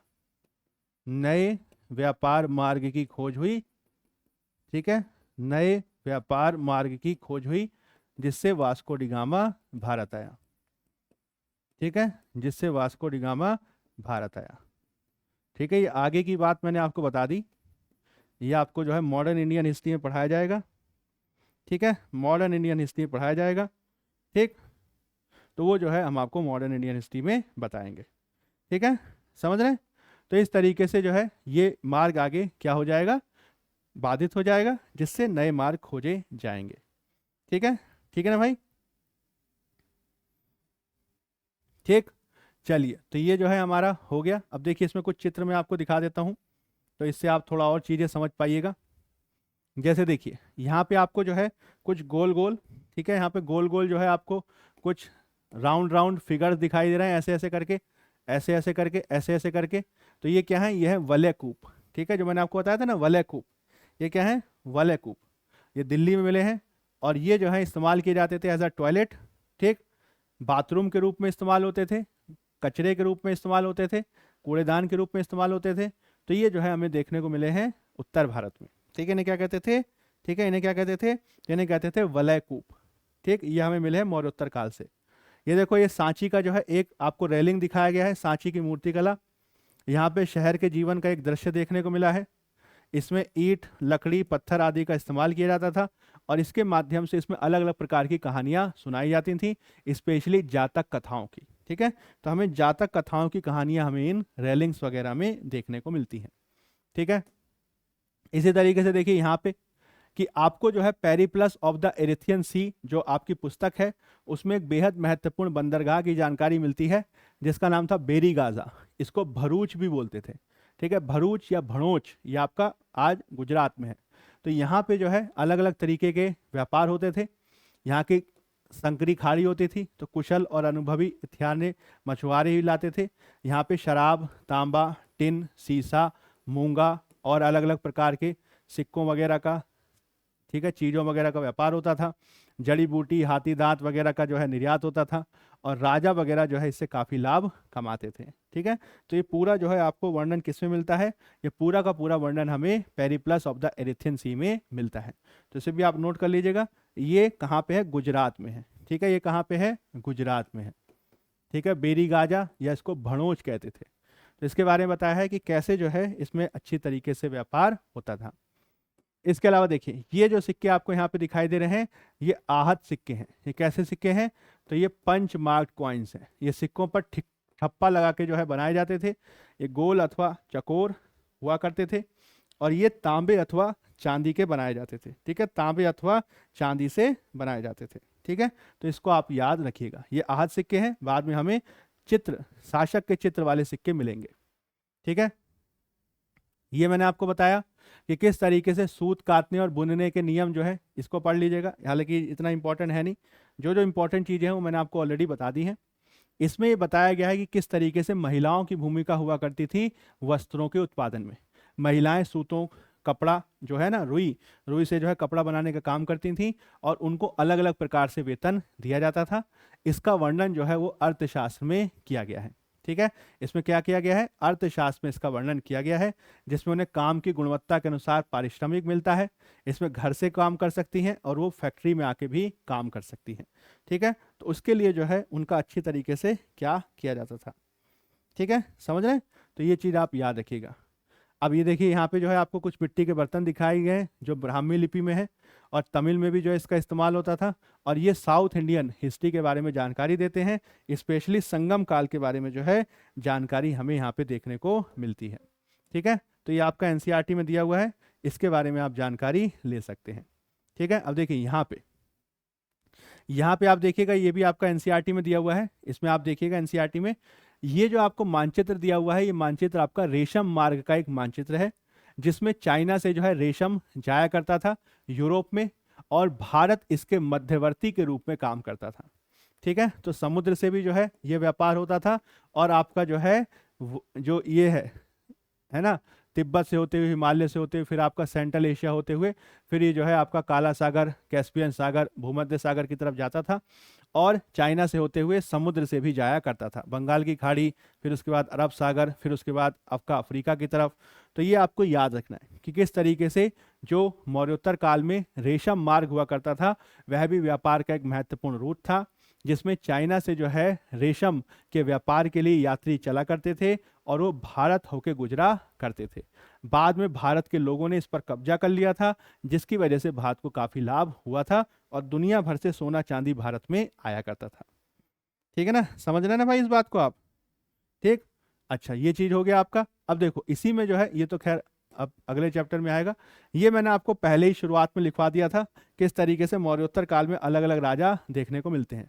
यहाँ पे आप देखिए सिक्कों को देख सकते हैं कि किस तरीके से मौर्योत्तर काल में सिक्के चेंज हुए, जिसमें राजा का चित्र देखने को मिल रहा है। ठीक है, तो हिंद यवन सिक्का हो गया, कुषाणों का सिक्का हो गया, ठीक है, शकों का सिक्का हो गया, सतवाहनों का सिक्का हो गया। अब अलग अलग प्रकार के जो है हमें सिक्के देखने को मिल रहे हैं, जो पंचमार्क क्वाइन से अलग है। क्या है? पंचमार्क क्वाइन से अलग है। ठीक है, अच्छा, इसी तरीके से जो है यहाँ पे, ये तो मैंने आपको बता दिया, यहाँ पे जो है आपको रोम शहर के बारे में दिया हुआ है कि किस तरीके से रोमन साम्राज्य स्थापित हुआ था। यहाँ पे जो है सबसे बड़े साम्राज्य की राजधानी हुआ करती थी। इसमें कई राजाओं के नाम आपने सुना होगा, जैसे कि जूलियस सीजर हो गया, ठीक है, ऑगस्टस हो गया, ये सब इसके राजा हुआ करते थे, जिन्होंने कई मंदिर, महल बनवाए और बड़े बड़े रंगमंडल बनवाए, जिसमें चारों तरफ स्टेडियम जैसा होता था, वहाँ पे लड़ाइयाँ वगैरह होती थी, और ये जो है बहुत लंबे समय तक शासन करता रहा। हालांकि गुप्त काल तक आते आते इसका पतन हो जाएगा, जिसकी वजह से भारत के साथ होने वाला जो ट्रेड है वो थोड़ा सा रुक जाएगा। ठीक है, वो हम आगे आपके बारे में बताएंगे। ठीक है, तो ये आपका हो गया। अब आप मुझे बताइए, इसमें किसी प्रकार का कोई क्वेश्चन है? Any kind of question, any kind of confusion, कोई क्वेश्चन आप पूछना चाहते हैं भाई, भाइयों और बहनों, देवी और सज्जनों जी? कोई क्वेश्चन आप पूछना चाहते हैं, बताइए मुझे। किसी प्रकार का कोई कंफ्यूजन तो नहीं है? इसको आप एक बार पढ़ जरूर लीजिएगा, और पीडीएफ में याद से एक बार और बोल दूंगा, पीडीएफ आपको अपलोड करा दूंगा, ताकि आपको कोई दिक्कत ना हो। वैसे मैंने कहा था, बट फिर से एक बार और बता दूंगा, ताकि आपको कोई समस्या ना हो। हाँ जी, तो ये हमारा चैप्टर खत्म हो गया। अब जो है हम नेक्स्ट चैप्टर के बारे में बात करेंगे, लेकिन आज नहीं करेंगे, कल करेंगे। ठीक है, तो आज यहीं तक रखते हैं। अब कल जो है हम नेक्स्ट चैप्टर देखेंगे, जिसमें हमने गुप्त काल और गुप्तोत्तर काल के बारे में आपसे बात करनी है, और वो जो है हमारा पॉलिटिकल हिस्ट्री के हिसाब से लास्ट चैप्टर हो जाएगा। फिर उसके बाद जो है हम अगले क्लास की एनसीईआरटी पर आपके साथ डिस्कशन करेंगे, और कुछ और पॉइंट्स भी डिस्कस करेंगे। ठीक है ना जी, समझ रहे हैं ना भाई? ठीक है, चलिए, तो आज यहीं तक रखते हैं। इसके आगे का गुप्तोत्तर काल कल डिस्कस करेंगे, नए चैप्टर की शुरुआत कल से करेंगे, और कुछ और इंपॉर्टेंट पॉइंट आपके साथ डिस्कस करेंगे। तो आज के लिए फिलहाल इतना ही। Thank you very much. मैं उम्मीद करता हूँ आज की क्लास आपके लिए अच्छी रही होगी। नेक्स्ट वीक से हम क्लास का ड्यूरेशन और थोड़ा बढ़ाएंगे, ताकि आपको और थोड़ा अच्छे से चीज़ें समझ में आए। अभी तो थोड़ा मुझे लगता है थोड़ा कम टाइम हो रहा है, और ज़्यादा जो है आप याद रखिएगा, बढ़िया से इसको करेंगे। ठीक है, पीडीएफ याद से करवा देंगे। ठीक है, रितिका, सोनकर, अंजलि, ठीक है। पीडीएफ को मैंने परसों भी बोल दिया था, कल तो मैं था नहीं अवेलेबल, तो कल नहीं बोल पाया, लेकिन मैं आज दोबारा से कह दूंगा। ठीक है। समझ रहे हैं? चलिए, तो थैंक यू वेरी मच, मिलते हैं फिर कल की क्लास में दोबारा से। धन्यवाद। ठीक, इसका पीडीएफ मैं उनको कह दूंगा तो वो आपका अपलोड हो जाएगा। ठीक है, चलिए, तो नमस्कार जी, thank you very much, have a good day, कल मिलते हैं, धन्यवाद।